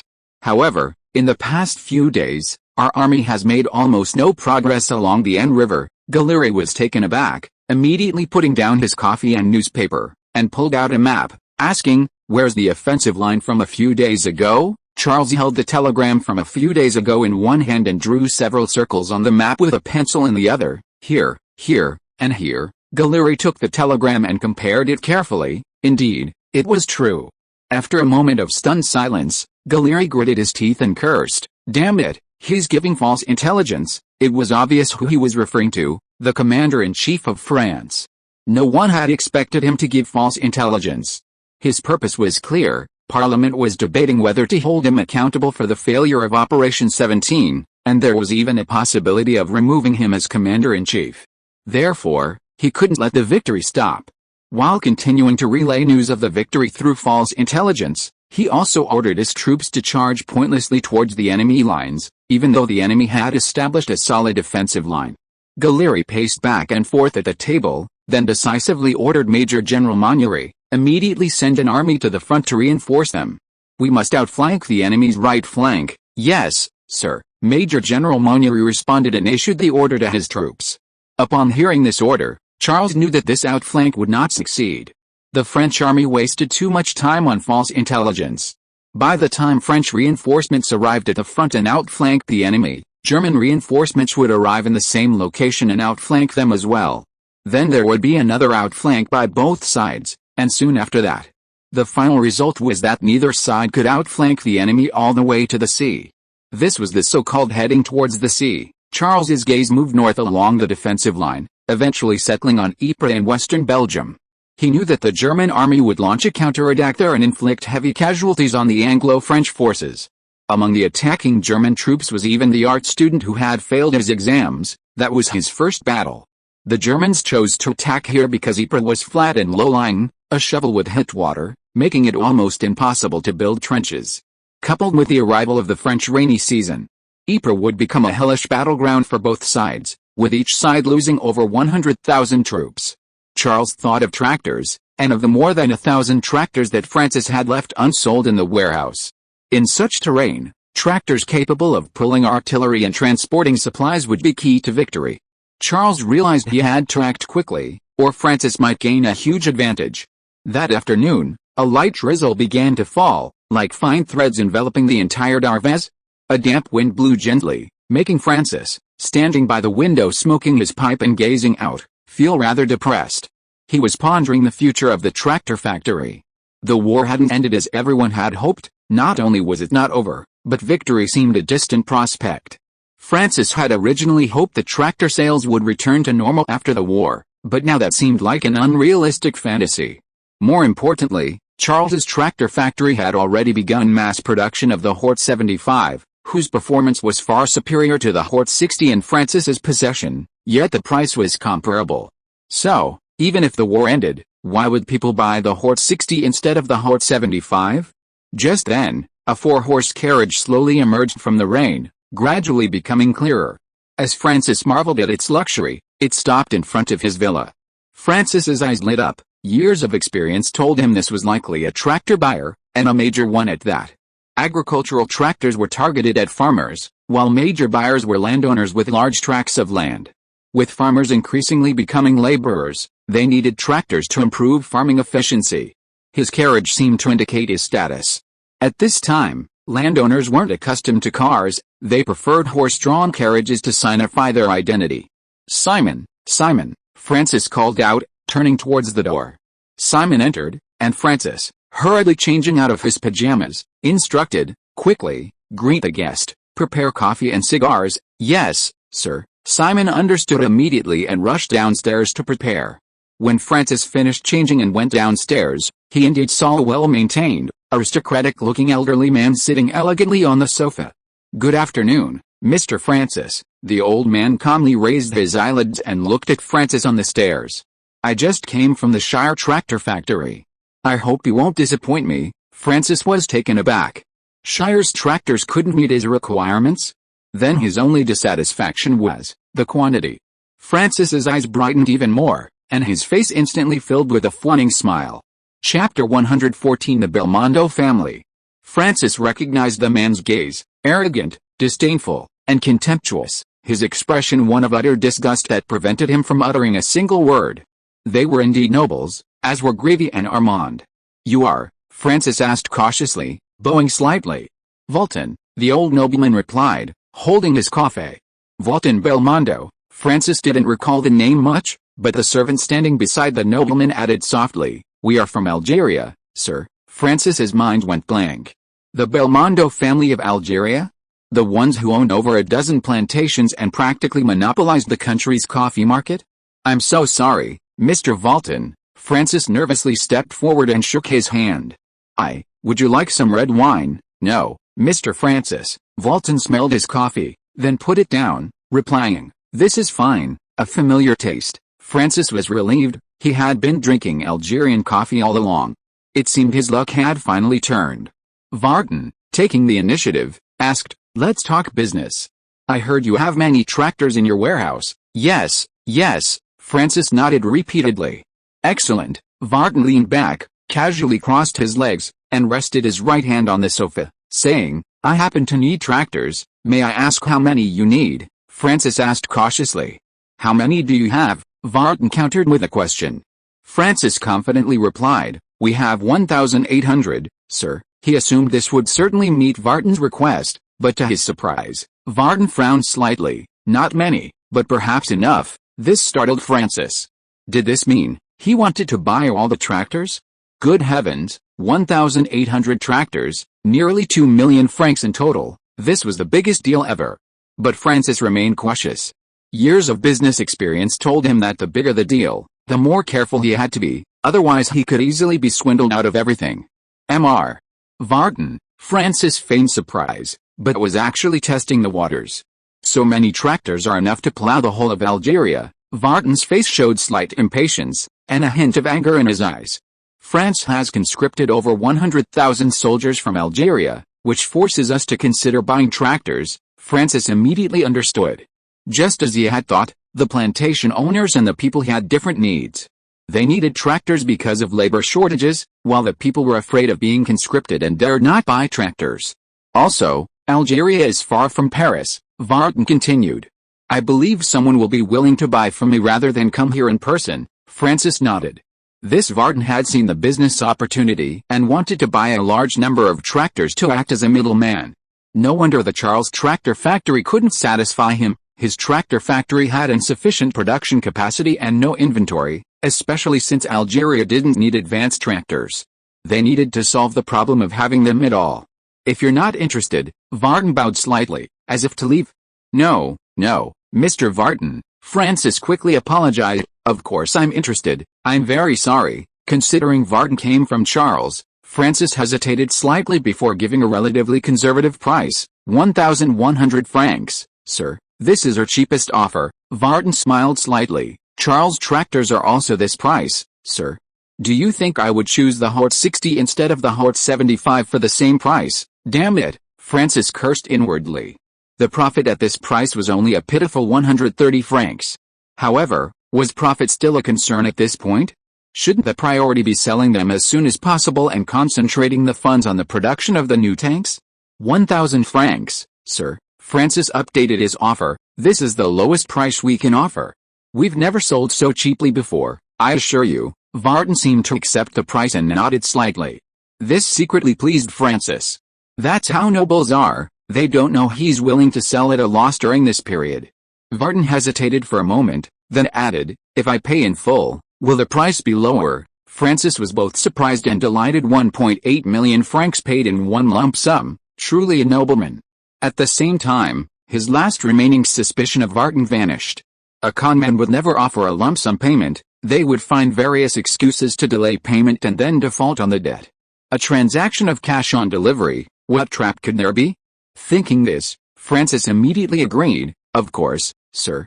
In that case, 980 francs per vehicle." Walton didn't seem to care much about this small amount.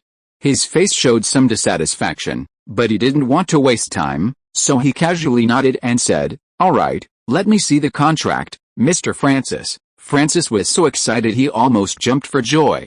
This would instantly clear out all the inventory piling up in the warehouse. Was this God's blessing upon the Francis family? He suppressed his inner joy, forcing a smile and bowing slightly to Walton. "Please wait a moment, esteemed Mr. Walton. I'll draft the contract right away. It won't take long." Just as he straightened up, he caught sight of Joseph speaking to Walton's servant by the carriage outside the window. Joseph's face showed sincerity and anxiety. Francis had a bad feeling. The Charles tractor factory clearly didn't want to give up this large order. Sure enough, The servant rushed in, bent down, and whispered a few words in Varden's ear. Varden looked surprised and asked, "Is this true?" "Yes, sir." The servant glanced out the window. "Mr. Joseph is waiting outside. He hopes you can speak with him again." Francis's eyes blazed with fury at Joseph. That traitor. Not only had he betrayed him, but now he was trying to steal his business. However, Francis, of course, wouldn't show it. He quickly stepped forward to reassure Varden, "They simply cannot meet your needs, Mr. Varden. His factory has only recently opened, and can only produce a few dozen vehicles per month, but they will expand production, guaranteeing a supply of 100 vehicles per month," Varden replied.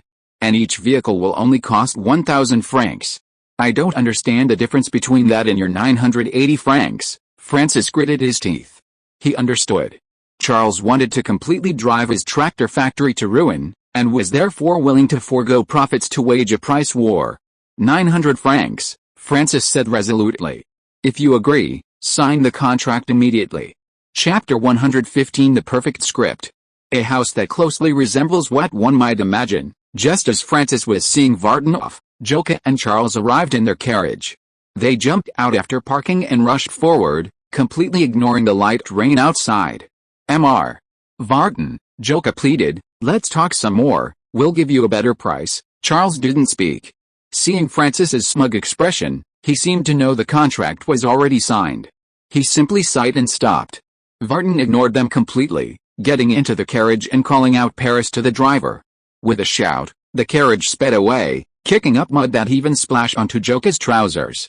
Francis chuckled, "Hey, Joka, Charles, long time no see." He turned to Charles, feigning concern. "Charles, are you on vacation today? Something must have gotten in the way. You should have come earlier, your eloquence might have convinced Mr. Varden, but unfortunately," Francis shrugged, then added in a comforting tone, "It's all right, there will be another chance. It's just 1,800 tractors," he chuckled. Joka and Charles stared blankly at Francis, speechless. Francis's expression suddenly changed, and he said coldly, "I've been in this business for decades, young men. I'm not so easily defeated. Mind yourselves." He then ignored the two and, accompanied by the butler, walked back to the villa under an umbrella. Joka wiped the rain from his face, somewhat disheveled, and pulled Charles back to the car. "Let's go," Joka said. "It's too late to change anything." The two were quite dejected, even the car seemed listless, swaying and lurching away on the highway. Francis stood at the door, turning back to coldly observe the scene, a slight smile returning to his lips. He had fought a brilliant battle. Although Charles had gained the upper hand in many aspects, he still had better luck, managing to sell all the unsold tractors piling up in the warehouse at this crucial moment. "Sir," Simon asked, "now that we've sold all the inventory, shouldn't we recall the workers to continue production?" "No," Francis didn't hesitate. "Customers like this only come occasionally. The Hort 60 can compete with the Hort 75, therefore, we must completely stop tractor production and shift all our focus to tanks." "Yes, sir," Simon replied. Joka drove the car along the highway for a while, then glanced back at the villa, which was now only a blurry shadow shrouded in the fine drizzle. Then the two exchanged a smile, simultaneously relaxing and returning to normal. "Francis has been fooled," Joka nodded to Charles and exclaimed, "No one has ever been able to fool him in all these years, except you." Varden was not an Algerian nobleman at all, he was a stage actor that Joka had found in Paris, as were his servants. Including the carriage and other props, he was paid 100 francs a day. "This is different, father," Charles replied calmly. "It might be incredibly difficult to swindle money from Francis, but now we're practically handing him the money." "No," Joka shook his head with a smile. "You've got the details down perfectly, Algerian coffee, the farmers, and France recruiting soldiers from Algeria. God, the script you've provided is perfect. You've got Francis's habits and psychology figured out." "We still can't let our guard down," Charles reminded him. "We've only paid a deposit. If Francis realizes something's wrong, he might still breach the contract. Even if he pays the penalty, he can still make a fortune." Joka nodded. "Capitalists usually sell to the military for 2 or 3 times the original price. Francis could have made a net profit of 4 or 5 million francs, but now, he's selling the tractors at a loss of 900 francs each, for a total price of only 1.62 million, and he's smugly oblivious to it all. Joka, recalling Francis's smug expression, quickly dismissed any lingering guilt. We did the right thing, Joka declared firmly, for ourselves, and for France. Charles nodded in agreement. There was no doubt about it. For themselves, they profited. For France, the military could acquire much-needed strategic resources at a fraction of the price, directly impacting battlefield outcomes and casualties. Charles hadn't anticipated that Joka's "for ourselves" referred not to profit, but to targeting Francis. Joka then took charge, continuing to hire actors to complete the entire production, even hinting at canceling the order to provoke Francis into delivering the goods quickly. Francis had no suspicions. After all, he was receiving real money. Worried about losing what he had almost obtained, he immediately dispatched tractors to Paris to deliver the goods to Vartan. Within a day, 1,800 tractors were parked on the vacant land rented by Joka, covered tightly with tarpaulins, ready to be sold to the military. Joka said to Charles, "Now, we've spent all our money, and we only have less than 10,000 francs left, which might not even cover next month's pilots' salaries. If your estimate is wrong, we'll be bankrupt." Charles simply smiled and didn't answer. As someone who had been through it all, how could his estimate be wrong? Besides, Charles's business acumen wouldn't allow anyone to take advantage, and Gligny was no exception. The next day, headquarters was busier than usual, clearly related to the stalemate between the two armies during the heading to the sea operation. A defensive line stretching over 300 kilometers from Switzerland to the La Manche Strait was taking shape, a heavy burden for any country. Ignoring everything else, Charles walked straight to the busy gallery and stood up to report, "I regret to inform you, General. I have failed to complete the task you assigned me." Task? Gallery frowned. He couldn't recall assigning Charles any task. Charles explained earnestly. I couldn't persuade Charles. He said the loan interest rate must be 10% no matter what, and it must be paid monthly, otherwise he will withdraw the funds from the flying club and the pilots, or sell them all. Gallery was stunned. He hadn't expected Charles to pull this stunt. Those around him unconsciously slowed their movements and cast curious glances, followed by soft chuckles. They actually thought Charles's demands were reasonable. No one would willingly offer both effort and money. Lieutenant Colonel Fernand even secretly gave Charles a thumbs up. If you are listening to this novel on a channel other than Fanfic World, it means it was downloaded and re-uploaded without effort. We warmly invite you to visit our channel, Fanfic World. There you will find the original version of this story and many other novels of various genres. We look forward to seeing you dive into a world of incredible novels. Chapter 116: Asymmetric Warfare. Gallery neither refused nor agreed. He smiled slightly and said, "If you can prove they're worth the price, I'd be happy to pay 10% interest, otherwise." Charles was about to protest, as it was none of his business. The money he spent for the military should be reimbursed. But Gallery added, "And I'll also consider valuing the flying club at 300,000 francs. Charles immediately surrendered. The 200,000 franc difference was unreasonable, even though it was procedurally sound. Seeing Charles's helpless expression, Gallery nodded in satisfaction and steered the conversation to the war. Antwerp has fallen. Just last night, the Germans bombed Wafflerberg and destroyed the water supply system. People are in panic, and they have no choice but to evacuate Antwerp. This was within Charles's expectations. He simply asked, "Where's the king?" He left Antwerp and moved to Ypres. Gallery traced a line along the sea on the map and said, "He is a respectable king. He could have gone to England, but he insisted on fighting the Germans alongside his people." Charles hummed in agreement. It was indeed rare for Albert I, as a king, to do this, though it was hard to say whether this action was foolish or wise. "He wants to see you." Gallery's face showed a hint of amusement. "He wants to apologize to you in person, but in my opinion, he wants to keep you in Ypres. It's the last piece of Belgian land, and he absolutely doesn't want the Germans to occupy it." "You must have refused for me again," Charles said. Gallery nodded slightly. "No one would be foolish enough to send you to the front lines, even if it's to be on the second line with the king. It might even be detrimental to the battlefield." Detrimental to the battlefield? Charles didn't understand what he meant. Gallery looked up at Charles. "Why do you think the Germans completely blockaded Antwerp when you were there last time?" Charles understood. "I might become bait." Gallery smiled non-committally.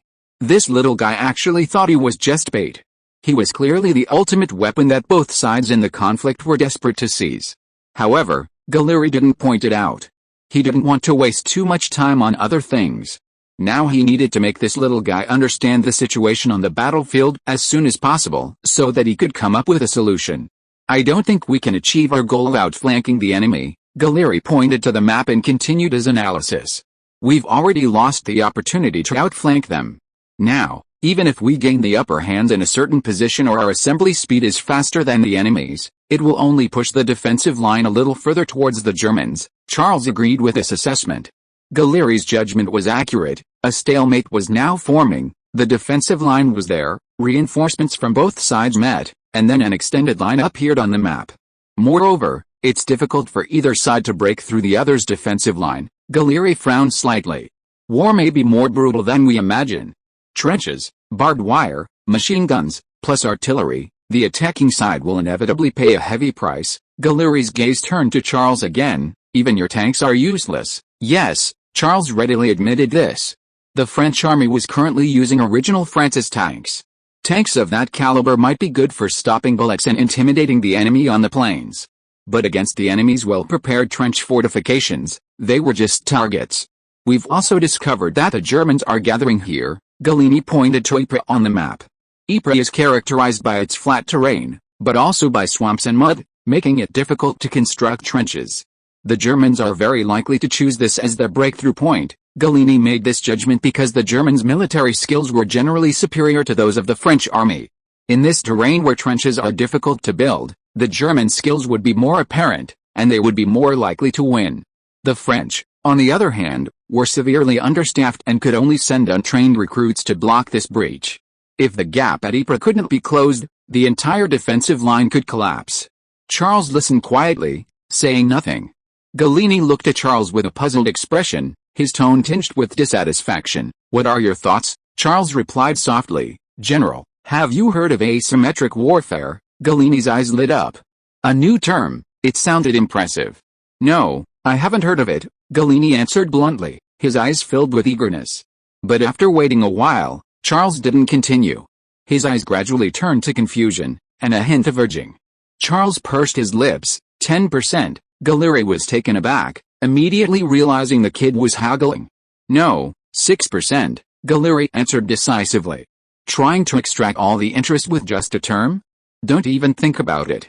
All right, Charles replied helplessly. Asymmetric warfare means we need to suppress the enemy on another level, striving to cause a domino-like collapse, rather than simply using infantry against infantry, artillery against artillery. This is obviously disadvantageous to France and will result in heavy casualties. Galleri hummed in agreement, finding it interesting. But how can we achieve this level of suppression? 9%, Charles said. No, at most 7%. Galleri's tone left no room for argument. His nickname Tightwad wasn't for nothing.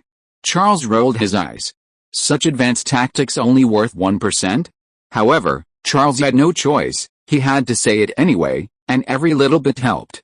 In terms of implementation, Charles said, we can use our aircraft to completely suppress enemy aircraft, and after gaining absolute air superiority, use air superiority to suppress enemy artillery, throwing them into disarray. This will free up our artillery to focus on enemy infantry. This layered approach will put the enemy in a completely passive and defensive position. Galleri stared at Charles in shock. He had never heard of such a tactic, yet it seemed feasible. Unlike conventional warfare, where infantry fights infantry and artillery fights artillery, it involved staggered engagements, aiming for a step-by-step victory, aircraft suppressing enemy artillery, artillery easily suppressing enemy infantry. God, the result could very well be a huge victory with minimal casualties.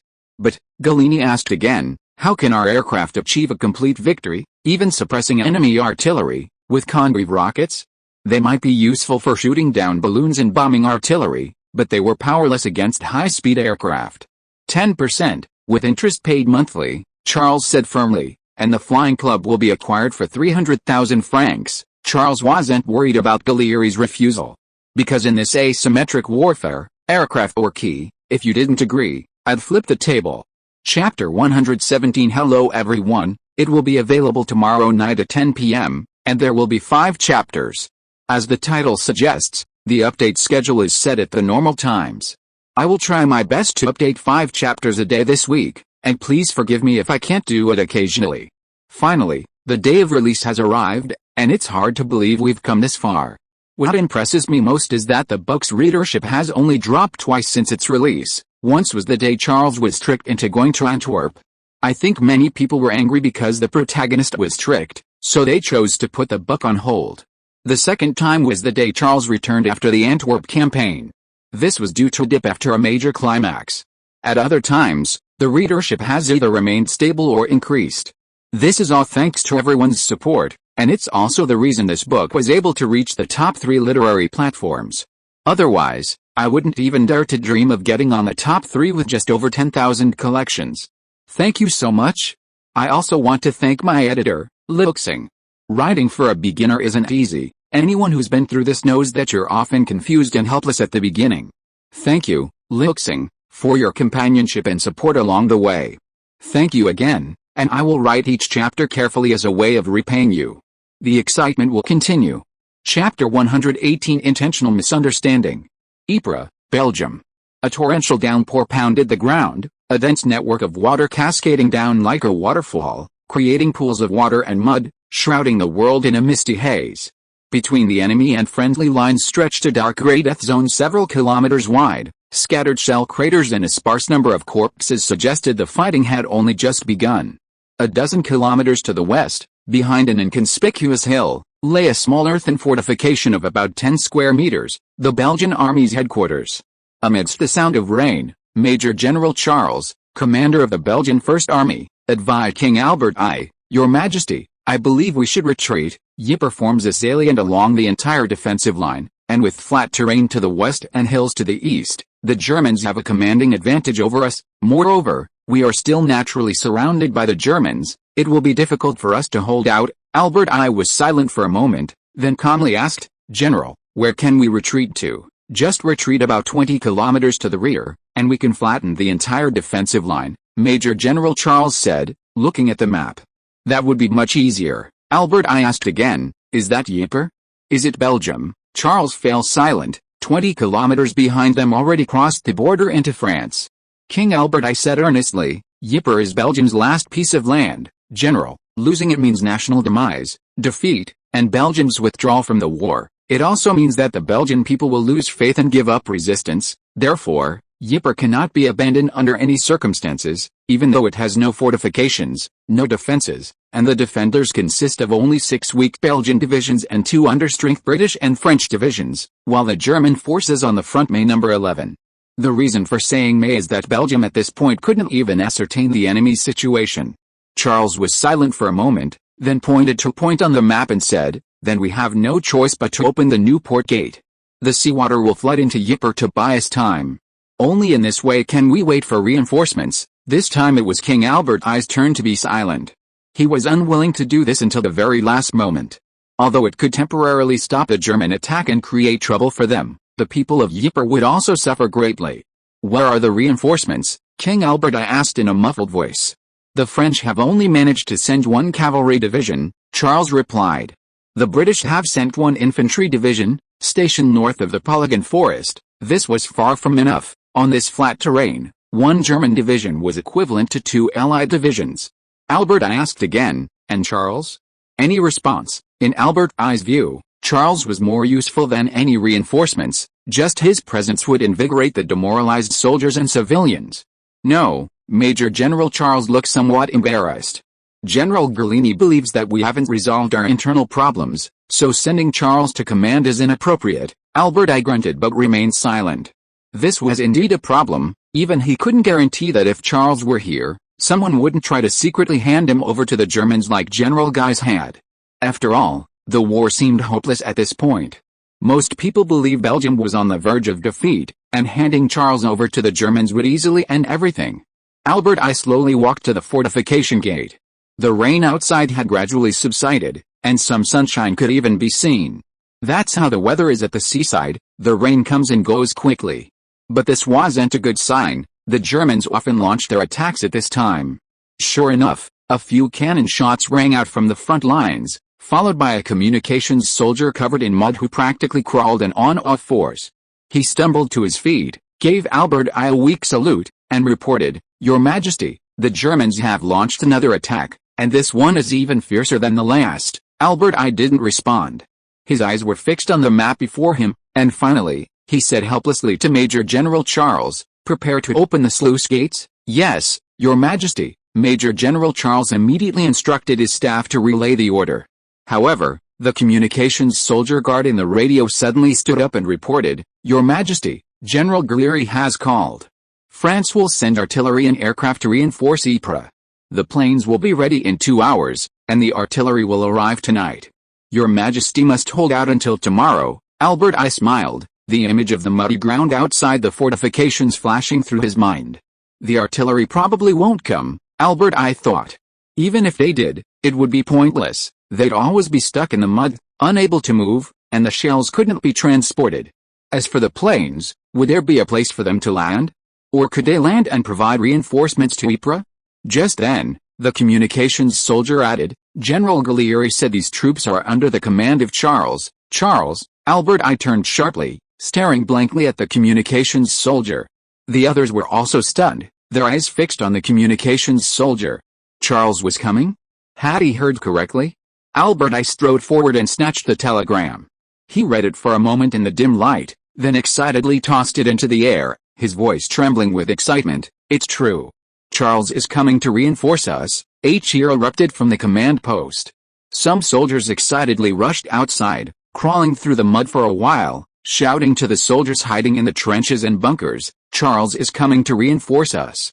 Charles is coming." Cheers immediately filled the battlefield as soldiers relayed the good news, creating a deafening roar. Major General Charles took the telegram from Albert I, looking at him questioningly. Literally, it didn't mean Charles was coming to reinforce Ypres, rather, it meant Charles would command these troops to reinforce Ypres. Albert I smiled and shook his head slightly. Major General Charles immediately understood. Albert I actually knew this, he had intentionally misunderstood the telegram's meaning. Major General Charles tacitly approved of this approach, stepping forward to ask, "Your Majesty, should we still open the sluice gates?" "No." Albert I's tone softened. "We have Charles, of course we don't need seawater. Let the Germans come." Major General Charles nodded. Given the current morale of the Belgian army, holding the ground and awaiting reinforcements shouldn't be a problem. Charles seemed to possess a magical power. The soldiers, on the verge of collapse, had transformed into fearless warriors simply by hearing of his arrival. The image above shows Ypres after the rain. Thank you to the Duke of Oak for the donation. Thank you very much. Chapter 119. Charles is not someone he can defeat. At 3 p.m., in the Palais Bourbon in Paris, Guerrieri was on the stage facing urgent questioning from members of parliament. The reason was that Guerrieri had included a large quantity of equipment in the wartime procurement regulations, including 100 aircraft and 500 tractors, with a total procurement cost of 2.2 million francs. General Guerrieri, a congressman asked, "The fighting at the front is extremely fierce. At this time, shouldn't we need rifles, artillery, and ammunition? Why would you choose to spend huge sums of money on almost useless airplanes and tractors?" A chorus of agreement erupted from below. "Yes, we need rifles and artillery. We need to arm more soldiers." "What can airplanes do? Attack enemy balloons? That won't kill many enemies." "What can tractors do? Plow the fields? And you want to buy 500. Guerrieri calmly replied, "You're right, Your Excellency.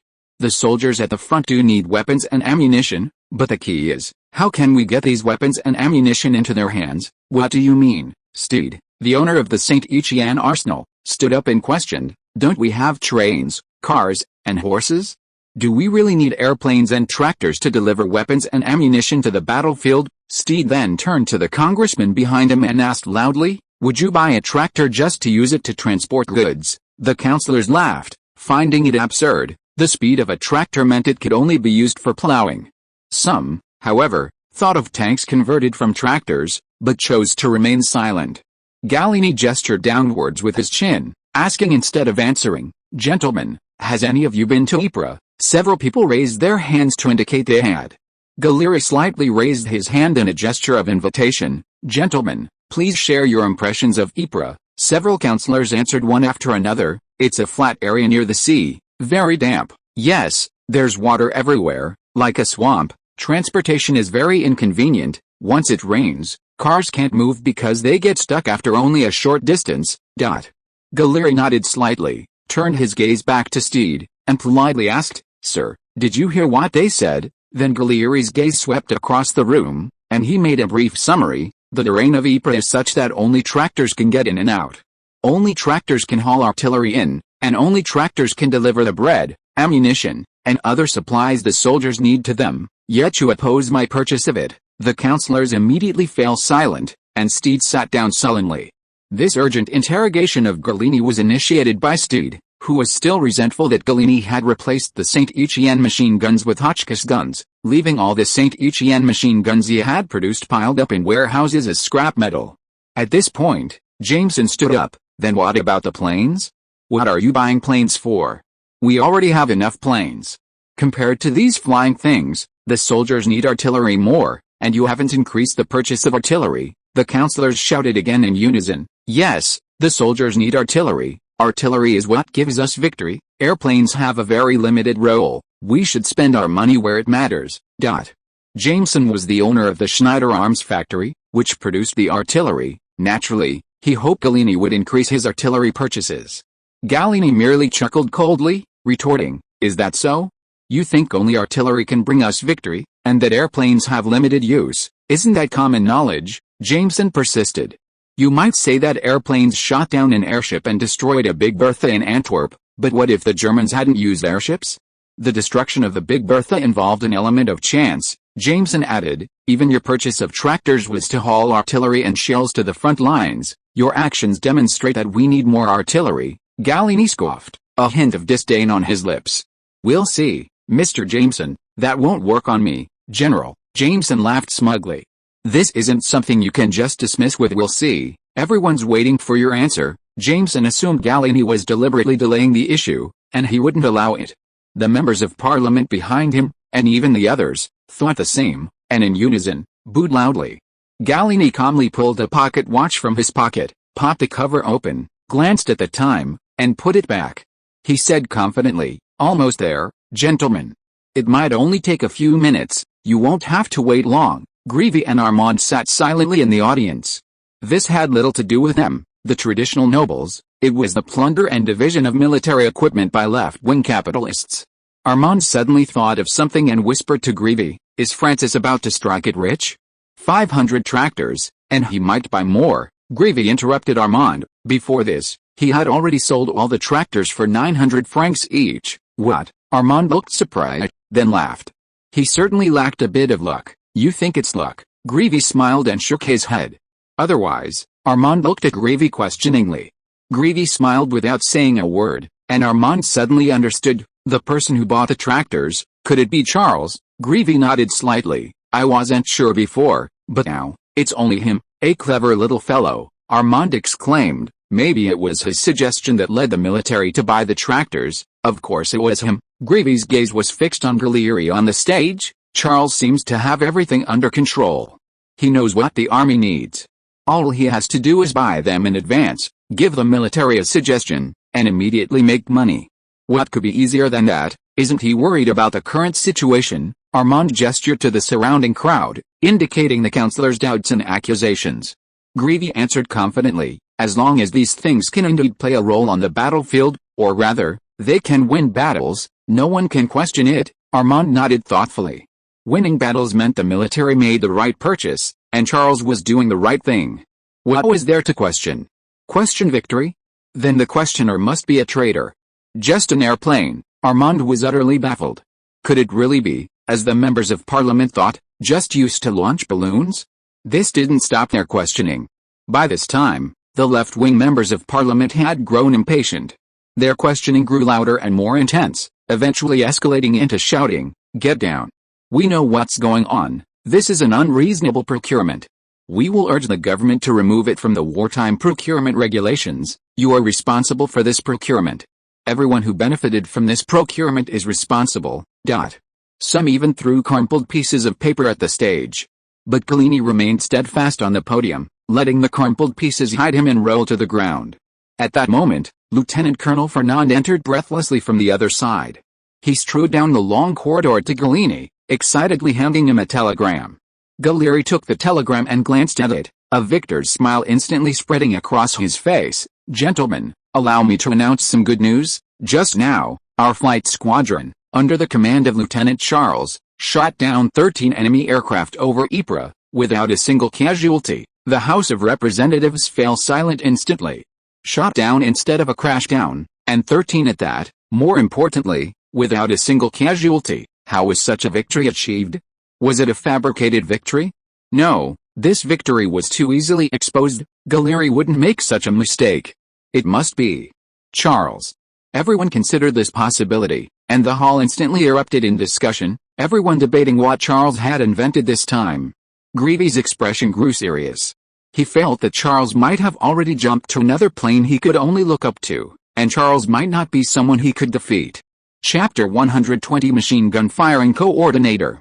The image above shows two machine guns positioned at the nose of the aircraft. Galleri raised his head high, his eyes filled with disdain as he looked down at the members of Parliament, and delivered his concluding remarks with a resounding voice. Gentlemen, let those who have actually fought on the battlefield and know what war is decide which equipment is useful and which is not.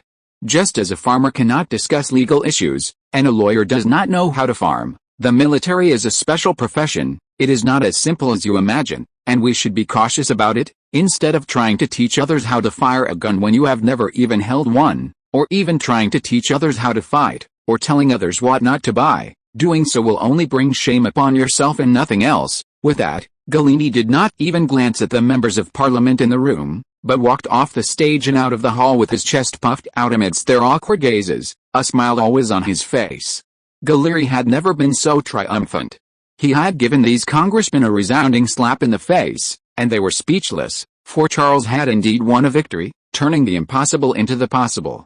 In fact, not only did the congressman not believe it, but Galleri himself hadn't believed it when Charles first mentioned the machine gun firing coordinator. That's impossible. Even the well-informed Galleri exclaimed in astonishment upon hearing Charles's idea. Airplane propellers spin so fast, we can't even see their blades.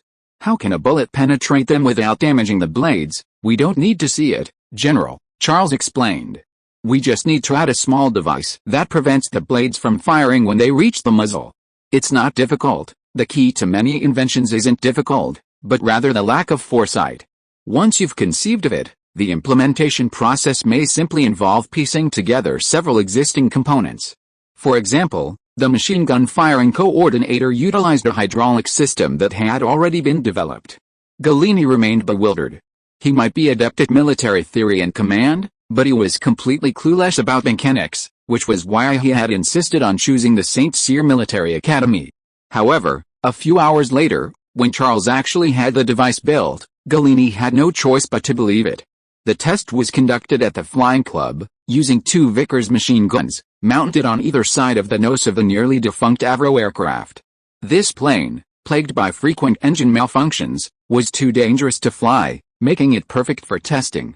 The pilots placed a wooden target in front of the plane, but it turned out to be completely ineffective. Before they could even see if the bullets hit the bullseye, the target was shattered into a pile of broken wood scattered on the ground. But that wasn't the main point. The main point was that all 500 rounds of ammunition from the two machine guns were fired, yet the propeller remained completely undamaged. The pilot stared in disbelief at the stock propeller. Carter even ran his hand over the blades, exclaiming, "My God, it's not even scratched." All the bullets perfectly avoided the blades. It wasn't the bullets that avoided the blades, Uncle Carter, Charles said. It was the blades that avoided the bullets. Charles understood that the movement of the blades was the active factor, therefore they should be placed first. What's the difference? Carter retorted. I just want to know how this was done. That's the magic of mechanics. Charles shrugged. Machines react much faster than we humans. We can't imagine machines with human understanding. Galleri stared at the propeller for a moment, then at the shattered wooden target, before sharply ordering the guards, send a guard battalion to seal off the club. From now on, no one is allowed to leave without permission. Yes, General. The guard immediately went to make a phone call. Galleri turned to the pilots and said, Congratulations, from now on you are soldiers. Carter asked in confusion, Who do you mean, General? All of them, Galleri replied, everyone in the club, including the cook. Carter stared blankly at Galleri's departing figure, then turned his gaze to Charles. Lieutenant, although you told us about this before, I didn't expect it to be so soon. Charles was also somewhat surprised. He thought that at least the pilots would have to practice their military posture and shooting, or have their hair cut short, otherwise they wouldn't even be able to wear military caps. Who would have thought that Gallieri would directly declare them soldiers? But after a little thought, Charles understood.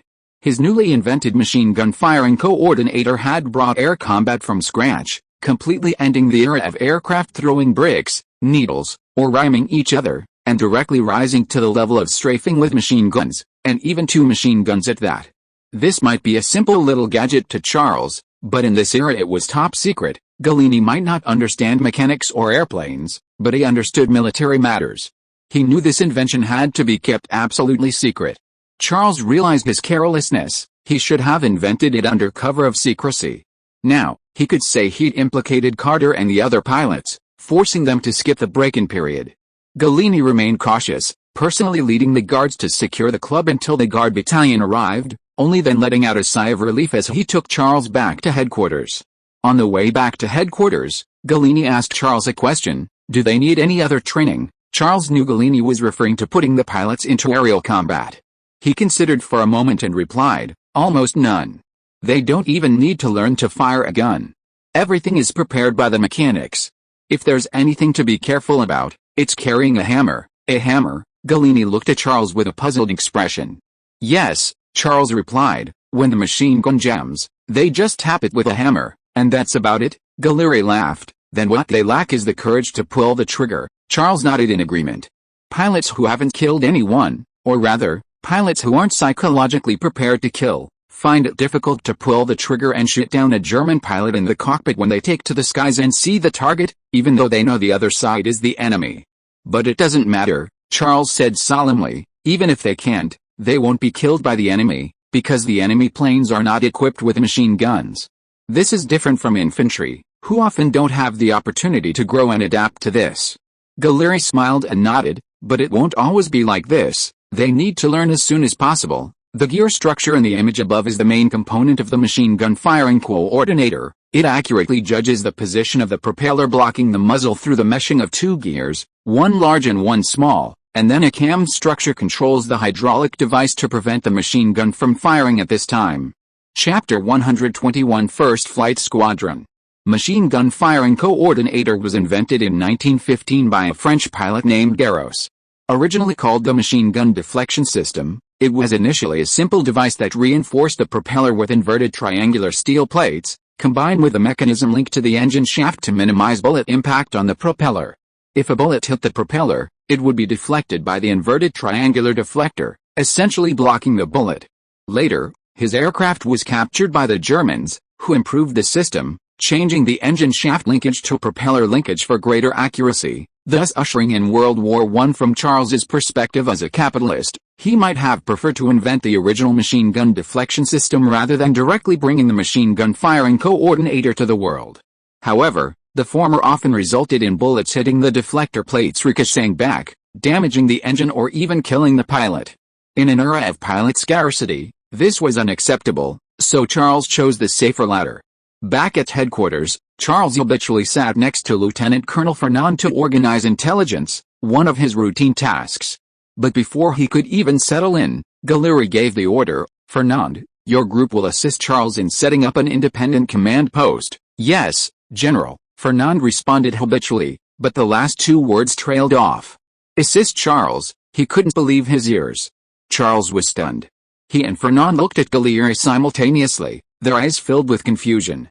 "Didn't you hear me?" Gallieni emphasized again, expressionless. "Charles needs an independent command post, General." Charles asked, puzzled. "Whom will I command?" "The Flying Club," Gallieni answered without hesitation. "If I remember correctly, they are the pilots you signed. You know them best." "But I'm just a lieutenant," Charles replied.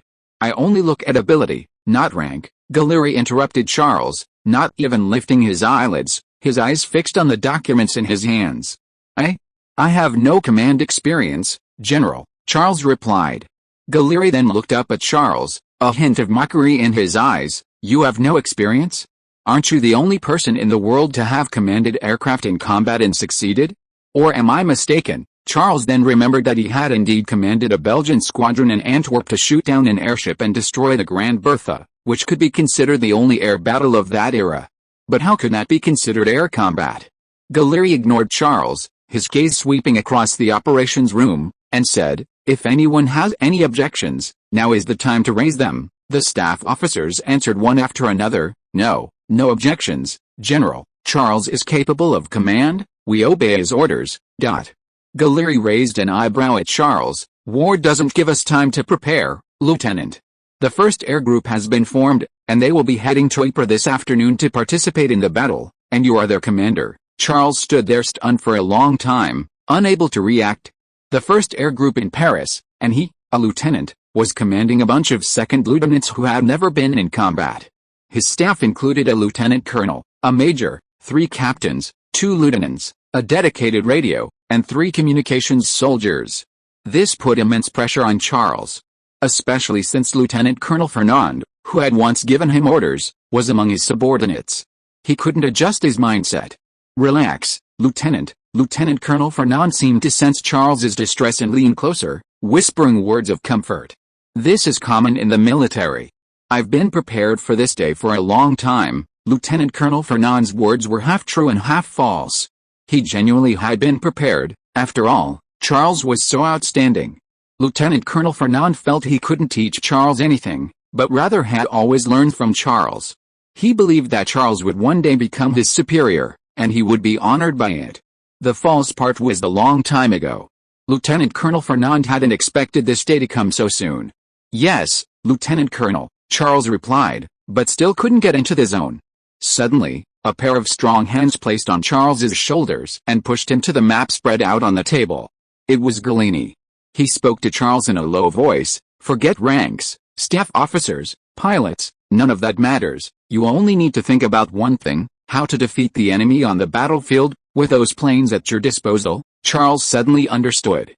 The important thing was always the battlefield.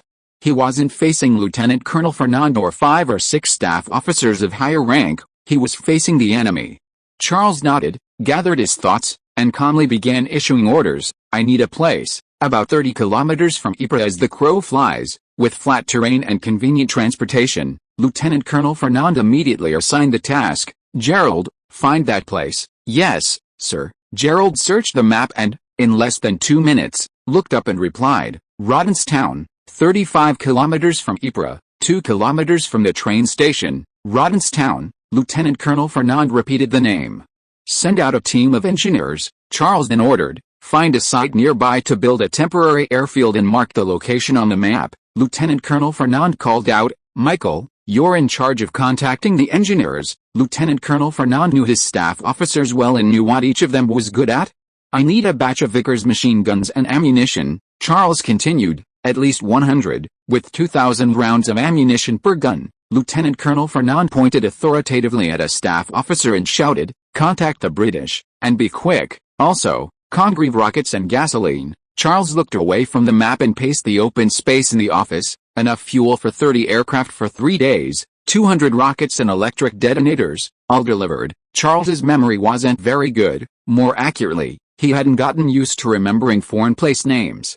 "Rodens." Lieutenant Colonel Fernand added the location and relayed the order. "Our temporary airfield?" "Yes," Charles emphasized. "Secret transport, don't let the enemy find out." Lieutenant Colonel Fernand repeated the order while jotting it down in his notebook. Secret transport. Galleri watched all this with satisfaction. He knew this kid was a born commander. At that moment, a communications soldier at the telephone reported to Galleri, "General, the House of Representatives requests that you be questioned urgently this afternoon." Galleri frowned and muttered, "These guys, do they think France has already won? Questioning me at this time?" Chapter 122 Shooting down the enemy's plane? A light drizzle began to fall again in Ypres. This seemingly insignificant rain, though fine and persistent, was omnipresent and insidious, like a persistent nagging annoyance eroding the patience of Lieutenant General von Kruse of the German 6th Army. The Ypres plain stretched as far as the eye could see, almost without binoculars. But this was all an illusion. With binoculars, one would find that the view was limited, for the obstruction was not of distance but of rain and mist. "How much time do we have?" Kruse asked his staff officer in a low voice. The officer replied, "I'm not sure, General.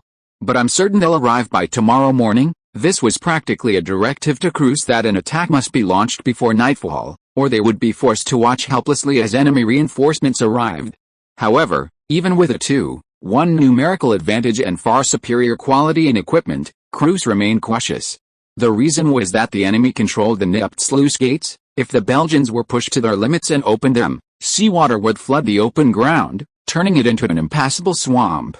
Just as crews hesitated, a cheer suddenly erupted from the direction of Belgium. Cruz raised his binoculars in confusion and saw that some people were even raising rifles and shouting.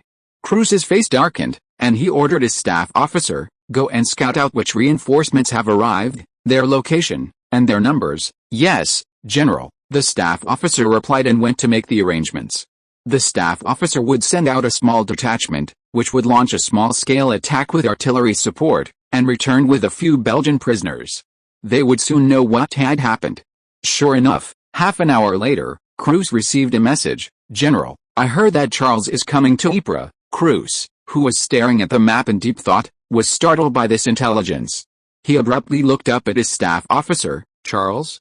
Charles from Antwerp. Charles was already well known to the German army because of the Battle of Antwerp, especially for his destruction of airships and the Big Bertha aircraft and artillery, which were deeply ingrained in the public consciousness. Cruz had certainly heard of him. "Yes," the staff officer nodded. "This is because the Belgian army's morale is high.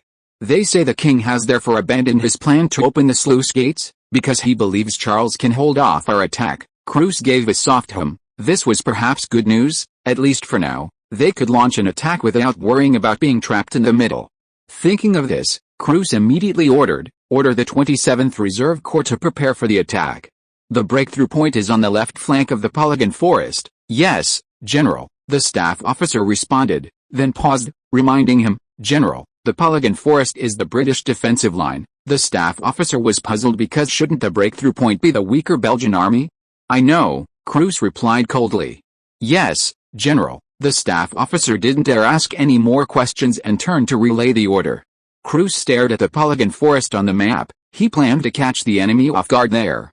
Just as the staff officer had thought, the enemy would also believe that the German army would attack the Belgian army's defensive line. Therefore, the enemy would target their limited artillery at the Belgian front lines, meaning the British would receive little artillery support. Even if the British requested reinforcements, communication and language barriers would pose significant obstacles. More importantly, Cross believed the British supplies were insufficient. They had only arrived 2 hours earlier and couldn't possibly carry much ammunition. The formidable strength of the British army lay precisely in their ability to fire the most bullets in a short time with their high rate of fire rifles. Without sufficient ammunition, this advantage would instantly turn into a disadvantage. The British would habitually empty their magazines immediately, leaving them only with bayonets to face the relentless German assault. Cross's orders were quickly implemented. Reconnaissance balloons ascended into the sky, and soldiers on both sides tensed, knowing this was a prelude to German artillery fire. Soon, aircraft were also launched to protect the balloons and to monitor troop movements. A oppressive silence descended on the battlefield, broken only by the soft patter of raindrops on the ground. The soldiers greedily inhaled the air, seemingly savoring the last moments of beauty in the world. Boom, boom, boom, boom, dot. The sound of artillery fire rang out like thunder. Shells exploded near the Belgian defenses, kicking up a radial cloud of mud and water. Steam and smoke mingled and spread, then were suppressed by a light rain and covered the entire open area. Amidst a chorus of whistles, figures suddenly emerged from the previously gray and seemingly flat open ground. They were covered in mud, almost invisible unless they stood up. "Advance," the commander shouted hoarsely. Soldiers gripped their rifles and charged towards the enemy lines, shouting. Several shells whistled through the crowd, instantly sending dozens of men flying into the air before crashing to the ground, blood and mud splattering everywhere, indistinguishable from one another. But the charging soldiers seemed oblivious to everything. They continued their arduous march through the mud, occasionally firing their rifles at suspected targets before charging forward again and again. The battle unfolded exactly as Cross had predicted. Everyone thought the British were stronger, but it was precisely their position that was the weakest point in the defenses. A single German charge easily routed the British, who then pursued them like ducks. "Keep going," Cross roared. "Break through the lines as quickly as possible." The 27th Reserve Corps was his main force. If this corps could break through the enemy lines and outflank them, Even if the enemy opened the floodgates, it would be too late. In the Belgian command, King Albert I also realized the danger. He never imagined that the British defenses had failed. They were an army the Belgian army looked up to, yet they proved utterly vulnerable to the German attack. Your Majesty, give the order. General Charles looked at Albert I in alarm. If we don't open the sluice gates soon, we'll be surrounded and cut off by the enemy. Albert I gritted his teeth. He knew this wasn't the time to hesitate. Continuing like this would only lead to the loss of Ypres. Suddenly, intense machine gun fire erupted from the sky, followed by the piercing roar of engines, ending with an explosion. Just as Albert I and General Charles were puzzled, a communications soldier appeared at the door. His eyes wide with shock, panting as he reported, "Your Majesty, it's French planes. They're shooting down enemy planes, shooting down enemy planes." Albert I and Charles exchanged bewildered glances, both wondering the same thing. How could they possibly shoot down enemy planes? If you are listening to this novel on a channel other than Fanfic World, it means it was downloaded and re-uploaded without effort. We warmly invite you to visit our channel, Fanfic World. There you will find the original version of this story and many other novels of various genres. We look forward to seeing you dive into a world of incredible novels. Chapter 123: The Sudden Aerial Battle. The flight group, led by Carter, consisted of 6 fighters equipped with machine guns and 12 bombers carrying rockets, all of them Avro aircraft. This uniformity made it easier for the fighters to distinguish friend from foe. Otherwise, in the dazzling and intense air combat, pulling the trigger on a target would result in a hail of bullets shattering it, only to discover the tricolor flag paint scheme on its tail as it plummeted into the air, too late for regrets. Being entirely Avro aircraft eliminated such problems. The pilot's ability to quickly identify friend from foe by aircraft type was especially crucial for Carter and his crew, who had never seen combat and had no fighting experience, yet were indiscriminately firing 2 heavy machine guns in the air. Charles's orders to Carter were, seize air superiority, find opportunities to suppress enemy artillery and infantry, and be careful to avoid enemy infantry fire. Carter understood the meaning of the last 2 sentences, kill them, don't let them kill you. Not quite understanding the first part, he asked on the phone, "What does seizing air superiority mean, Lieutenant?" Charles replied, "It means taking down everything the enemy is flying in the sky. Fighters go first, responsible for shooting down enemy planes, followed by bombers to bomb balloons." "Understood, Lieutenant," Carter muttered after hanging up. "Should have said that earlier." He then waved to the already prepared fighter pilots and shouted, "Come on, let's teach the Germans a lesson." The pilots responded excitedly, climbing into their planes and taking off one after another. Some cheered loudly during takeoff, seemingly anticipating the impending war. Up until then, they hadn't grasped the cruelty and pressure of war. This mission was like a vacation for them, or a round-the-world trip with friends. Some even dreamed of becoming heroes like Charles, admired by thousands. Almost no one realized how brutal the battlefield awaited them. 20 minutes later, when they flew over the battlefield, they were instantly terrified by the hellish scene below, their faces turning pale. Rows of shells exploded on the position, looking from the air like a pot of boiling water bubbling up. These bubbles, however, carried soldiers into the air, already mangled and mutilated as they were thrown into the air. A glimpse of their blood, glistening in the smoke, was clearly visible, a horrifying sight. Even between the explosions, rows of soldiers continued to charge forward, densely packed like ants. Enemy and friendly forces fought fiercely amidst the gunfire, men falling and men advancing over the corpses. The pilot couldn't help but lament the fragility and cheapness of life. These men had struggled for decades before becoming soldiers, finally gaining the ability to survive independently, only to be worth a single bullet or a piece of shrapnel here. Then everything vanished, leaving no trace, nothing behind. Carter looked down and shook his head slightly. Looking up, he suddenly noticed several German doves and albatrosses flying nearby. Carter was startled. He nervously looked around and found 5 planes following them, so close he could see the German pilots' faces and expressions. The German pilots seemed to be observing the Avro's wings, peering out with puzzled expressions. Carter soon understood.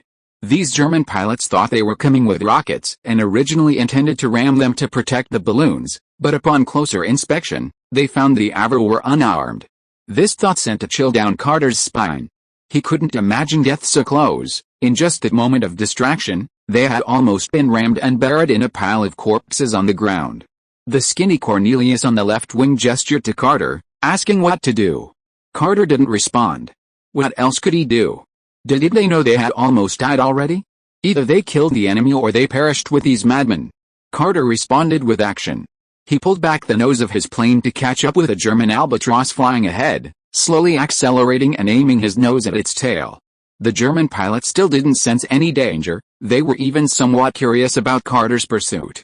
The next second, they understood. Carter pulled the control button in front of the cockpit, and two machine guns roared forward, spitting fire. Bullets, trailing several bullet fragments, rained down on the target. The albatross's wooden tail emitted a series of crackling sounds, sending wood fragments flying everywhere. In the blink of an eye, half of the tail fin was sheared off. The pilot was probably also killed. The Vickers machine guns had the penetrating power to easily pierce the fuselage and seat back, riddling the pilot with bullets. It was just that the angle made it impossible to see the pilot's face clearly. Soon, the plane lost its balance, tumbling erratically like a log as it crashed to the ground, its engine still belching black smoke, followed by a loud bang and a burst of fire on the ground. This scene startled everyone, both in the air and on the ground. The German pilots initially thought they were seeing things. They paused, then someone exclaimed in German, "That's a machine gun. They've mounted machine guns in the nose." God, how did they do that? He meant that the bullets had to hit the target without damaging the propeller, something they considered impossible. For a moment, the German pilots even forgot to escape, and forgot that there were 5 Avro aircraft nearby, 2 of which also had machine guns mounted in the nose.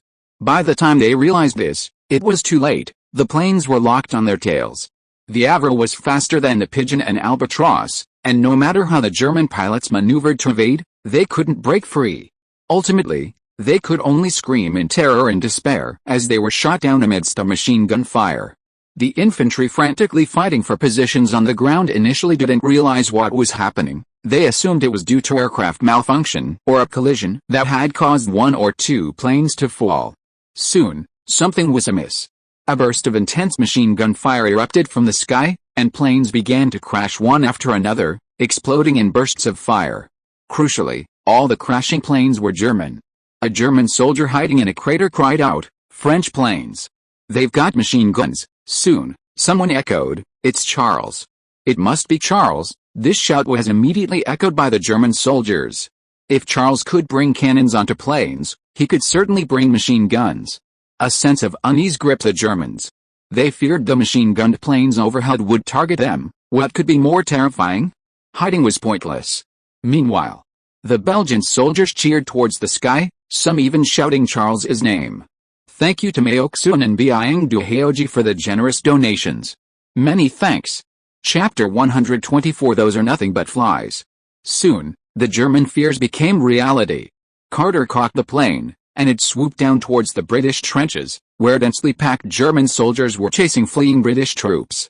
With a pull of the trigger, a hail of bullets rained down on the Germans on the ground, instantly mowing down 2 ranks of the charging Germans. Blood and flesh flew, screams filled the air. The German advance, which had been like a tidal wave, faltered, many still lying on the ground, too afraid to rise. This aerial attack, especially from machine guns, instilled a deep fear in them. Not only was there no escape, but the attack came from all directions, leaving them completely disoriented. At that moment, tens of thousands of elite German soldiers, on the verge of victory and breaking through the enemy lines, felt surrounded, their high morale instantly crumbling. Meanwhile, the British used this opportunity to regroup and rebuild their defenses. The British officer, initially an arrogant young man who didn't believe in the Charles legend, cried out in relief, "God, Charles saved us." The German commander, Cruz, a veteran of decades of battle, while shocked that the French planes were equipped with machine guns, still judged them to be insignificant to the overall situation. "They only have 6 planes," Cruz shouted to his staff. "They can't carry much ammunition.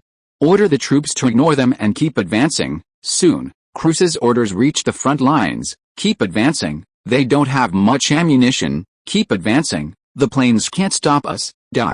However, the soldiers didn't believe him. Soldiers habitually interpreted their officers' explanations as lies. Such things were all too common on the battlefield.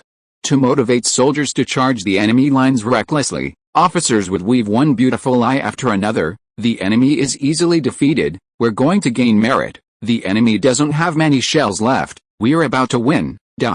By the time the soldiers discovered the truth, it was often too late to question these liars. The veterans had had enough. This time, they judged it to be another of their officers' nonsense. Therefore, when two planes swooped down again, spitting fire, the German troops began to retreat.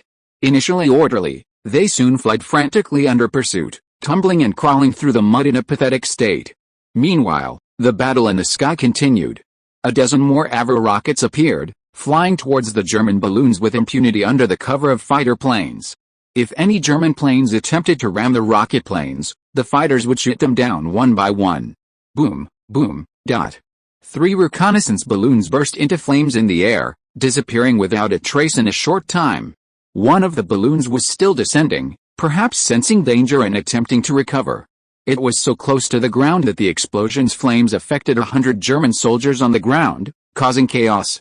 Cruz stormed out of the command post, yelling at his staff officer while glaring at the planes still firing wildly in the sky. "Those are just flies.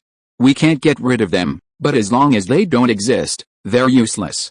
Go tell everyone." "Yes, General," the staff officer replied, immediately organizing the men to regroup the terrified soldiers.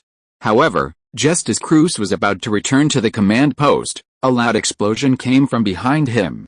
Cruz turned around in confusion. He recognized the sound as an explosion coming from the artillery position. Then a communications soldier stepped forward to report, "General, enemy aircraft have attacked our artillery positions, and an ammunition truck has exploded." Cross was stunned, suddenly feeling a chill run down his spine. He finally realized that this was no ordinary swarm of flies.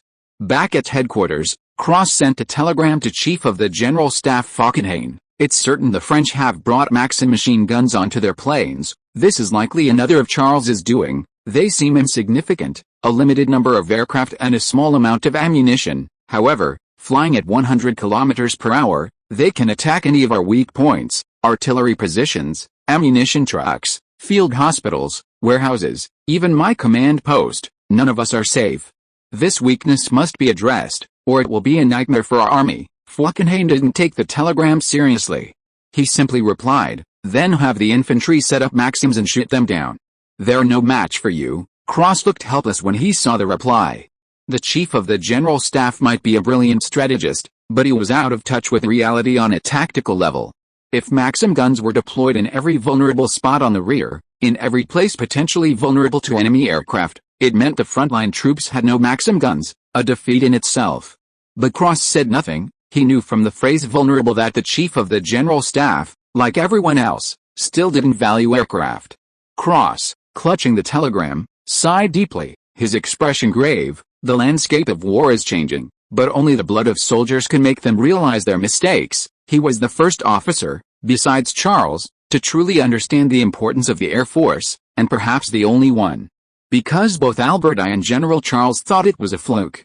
Charles knows how to scare the enemy away. Albert I looked at the darkening sky, a look of satisfaction on his face. "He bought us time." "Yes," General Charles agreed. It's unimaginable what would have happened if the Germans had continued their advance recklessly. Those few planes wouldn't have been able to stop their offensive. At Rodens Airport, fighter planes landed one after another. Ground crew had received a victory telegram from the front lines and gathered to congratulate the pilots. However, the pilots collapsed to the ground immediately after jumping from their planes, some pale and gasping for breath, others bent over and vomiting loudly. Carter, in particular, coughed painfully while vomiting, his eyes bloodshot. He could never forget the scene of planes swooping down and strafing infantry, bodies shattering like garbage before his eyes, even though it was just a fleeting glimpse. He couldn't believe it was his doing. He felt like a murderer, a killer, even though he knew they were the enemy, even though he knew what he was doing was right. Chapter 125 General Foch. News of the victory reached Paris, and cheers erupted at the city's defense headquarters. Staff officers excitedly embraced Charles, and others jostled to shake his hand. Charles searched the crowd for Gallieri, but couldn't find him. Lieutenant Colonel Fernand replied, "The general is being questioned in the Chamber of Deputies. I'll go tell him the good news." When Gallieri returned to headquarters from the Chamber of Deputies, he had a smile on his face. This was quite rare for the usually stern Gallieri. His staff knew that even when the Germans were repelled, Gallieni had only casually remarked, "That's because they realized Paris is nothing but a place full of exhaust fumes, dirty water, and garbage." However, today he was unusually smiling, which eased the usually oppressive atmosphere of the headquarters, like a window suddenly opening in a long-closed room, letting in fresh, fragrant air. Everyone assumed Gallieni was like this because Charles had led his squadron to victory in humanity's first aerial combat. But only Gallieni knew that he was still gloating over what he had accomplished in the House of Representatives. He had personally berated those hypocritical members of Congress and ripped off their fig leaves. Nothing could have been more satisfying. Compared to defeating the enemy, Gallieni hated these entrenched parasites in the country even more. They devoured the nation's resources, enslaved the French people, and were constantly destroying the country, yet they claimed to be doing it for France. Gallieni sat in his seat reviewing the battle records, his mind still reliving the exhilarating moment in Parliament. General, Lieutenant Colonel Fernand reminded him, "We shot down a total of 13 enemy aircraft, 3 balloons, and killed over 100 infantrymen and at least 2 artillery pieces." The latter 2 figures were uncertain. The dive-fire pilots hadn't had time to count how many enemies they had killed, but that didn't matter. Gallieni simply grunted, "Very good, General." Lieutenant Colonel Fernand added, "Our forces suffered no casualties." Gallieni was somewhat puzzled. He looked up at Fernand and asked, "The enemy planes have nothing. What kind of casualties do you think will suffer? Will they crash into them?" "But General," Lieutenant Colonel Fernand gestured behind him, "aren't you going to say something?" Gallieni glanced at the staff officers in command post. Seeing their expectant looks, he understood. As a commander, he needed to give a summary at this point. Or rather, they wanted to give Charles some affirmation. Gallieni grunted, closed his combat log, and looked at Charles, who was checking the supply manifest, calling out, "Lieutenant Charles." "Yes, General." Charles quickly put down what he was doing and ran to Gallieni. Gallieni, expressionless, tossed a battle log at Charles, his tone slightly displeased. "Where's this asymmetric warfare you mentioned? I haven't seen a trace of it." The staff officers were stunned. A major victory hadn't brought praise, but rather reprimand? They didn't know that this was precisely General Gallieni's method of personnel management. For an ordinary person, this victory would absolutely deserve praise, perhaps even a medal.